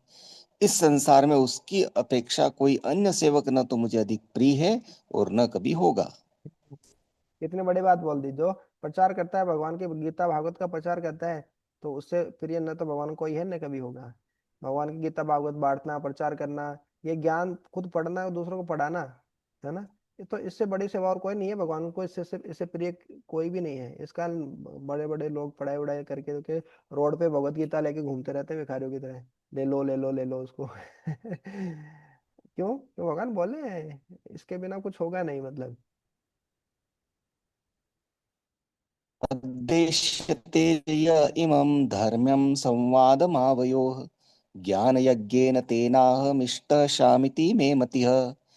और मैं घोषित करता हूं कि जो हमारे इस पवित्र संवाद का अध्ययन करता है वह अपनी बुद्धि से मेरी पूजा करता है। तो पूजा करना खाली मतलब ऐसे अगरबत्ती घुमाना ऐसा भी नहीं है, ये ज्ञान यज्ञ है। भगवान तीसरे अध्याय में बताते हैं लास्ट के 8-10 श्लोकों में, इससे पवित्र ज्ञान न पवित्रम यह विद्यते, इससे पवित्र कुछ भी ज्ञान नहीं है। ये उस आग की तरह है, पूरा अज्ञान को जला देगा, उस हथियार की तरह है जो अज्ञान के, अज्ञानों पे जो मोह है उसको काट देगा ये ज्ञान। तो ये भगवत गीता ज्ञान बहुत जरूरी है। श्रद्धावान सूयश्च शृणुयादपि यो नरः सोऽपि मुक्तो शुभान् लोकान् न प्राप्नुयात् पुण्य कर्मणाम। और जो श्रद्धा समेत और द्वेष रहित होकर इसे सुनता है वह सारे पापों से मुक्त हो जाता है और उन शुभ लोकों को प्राप्त होता है जहाँ पुण्यात्माएं निवास करती है।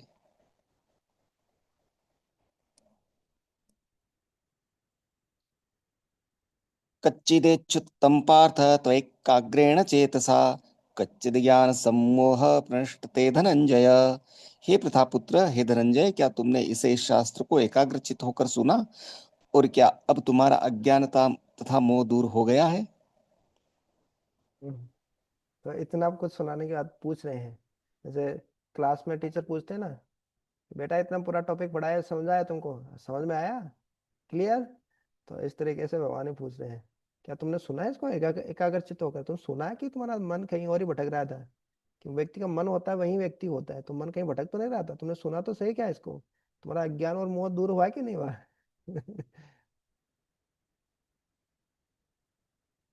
अर्जुन उवाच नष्टो मोह स्मृतिर्लब्धा त्वत्प्रसादान्मयाच्युत स्थितोऽस्मि गतसन्देह करिष्ये वचनं तव। अर्जुन ने कहा, हे कृष्ण, हे अच्युत, अब मेरा मोह दूर हो गया। आपके अनुग्रह से मुझे मेरी स्मरण शक्ति वापस मिल गई। अब मैं संशय रहित तथा दृढ़ हूं और आपके आदेशानुसार कर्म करने के लिए उद्यत हूं। हम्म। तो ये होता है भगवत गीता पढ़ने से बोले क्या होगा, इससे ये होगा, मोह दूर हो जाएगा, अज्ञान दूर हो जाएगा, वो अपने कार्य करने की शक्ति मिल जाएगी, संशय रहित हो जाएगा, दृढ़ संकल्प हो जाएगा। इस प्रकार से ये है भगवत गीता। नष्टो मोह स्मृति लब्धा त्वत् प्रसादात में अच्युता, हे अच्युत, तुम्हारी प्रसाद कृपा से मेरा मोह नष्ट हो गया, जो भ्रम था, डाउट था, मैंने स्मृति को लाभ किया, मैं स्मृति प्राप्त किया। स्थित तो अस्मि, मैं अपनी वास्तविक स्थिति में, है ना, सिचुएटेड हो गया हूँ, स्थित हो गया हूँ अभी। गत संदेह, संदेह चले गए। करिष्य वचनम तव, अब आप जो बोले हैं वो करूंगा, मैं आपके वचनों का पालन करूंगा, करिष्य वचनम तव।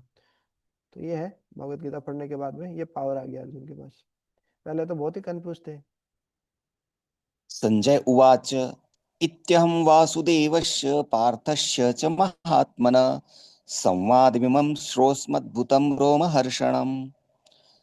संजय ने कहा, इस प्रकार मैंने कृष्ण तथा अर्जुन इन दोनों महापुरुषों की वार्ता सुनी और यह संदेश इतना अद्भुत है कि मेरे शरीर में रोमांच हो रहा है। तो अर्जुन तो बताए दिए, कि नष्ट मोह स्मृति लब्धा तो प्रसाद मया चित। अब संजय भी अपना अनुभव बता रहे हैं कि मेरे ने सुना और मेरे को भी कैसा लगा, ये धृतराष्ट्र को बता रहे हैं। किस्मत की खराब है तो 4,000 में जा सकते हैं, लेंगे अगर 1% व्यास प्रसादाच्युत वानेत दुह्यमहं परम योगम योगेश्वरात् कृष्णात् साक्षात कथयतः स्वयं। व्यास की कृपा से मैंने यह परम गुह्य बातें साक्षात योगेश्वर कृष्ण के मुख से अर्जुन के प्रति कही जाती हुई सुनी।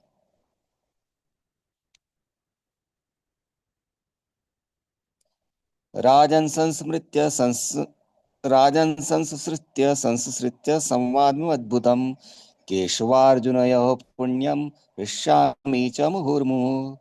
हे राजन, जब मैं कृष्ण तथा अर्जुन के मध्य हुई इस आश्चर्यजनक तथा पवित्र वार्ता का बारंबार स्मरण करता हूँ तो प्रतिक्षण आह्लाद से गदगद हो उठता हूँ। हम्म। तो समस्मृत्य, ये ऊपर थोड़ा सा गलत लिखा है, हाँ जी। शब्दार्थ में सही लिखा है, समस्मृत्य, सम्यक रूपेण, संस्मृत्य संस्मृत्य। सम्यक रूपेण स्मरण करके, बार बार याद करके, अच्छे से याद करके। तो देखिए संजय की क्या फीलिंग है भगवत गीता सुनने के बाद। अरे इसको तो, इस संवाद को जो अर्जुन और भगवान के बीच में क्या कन्वर्सेशन हुआ, क्या संवाद हुआ, क्या बातचीत हुई, इसको तो याद करके बार बार, क्या अद्भुत संवाद है। इस केशव अर्जुन का जो ये संवाद है, इसको सुन के तो, इस पुण्य संवाद को सुन के तो हर्ष्यामि च मुहुर्मुहु, बार बार मन हर्षित हो रहा है मेरा, ना आह्लाद से गदगद हो उठता हूँ।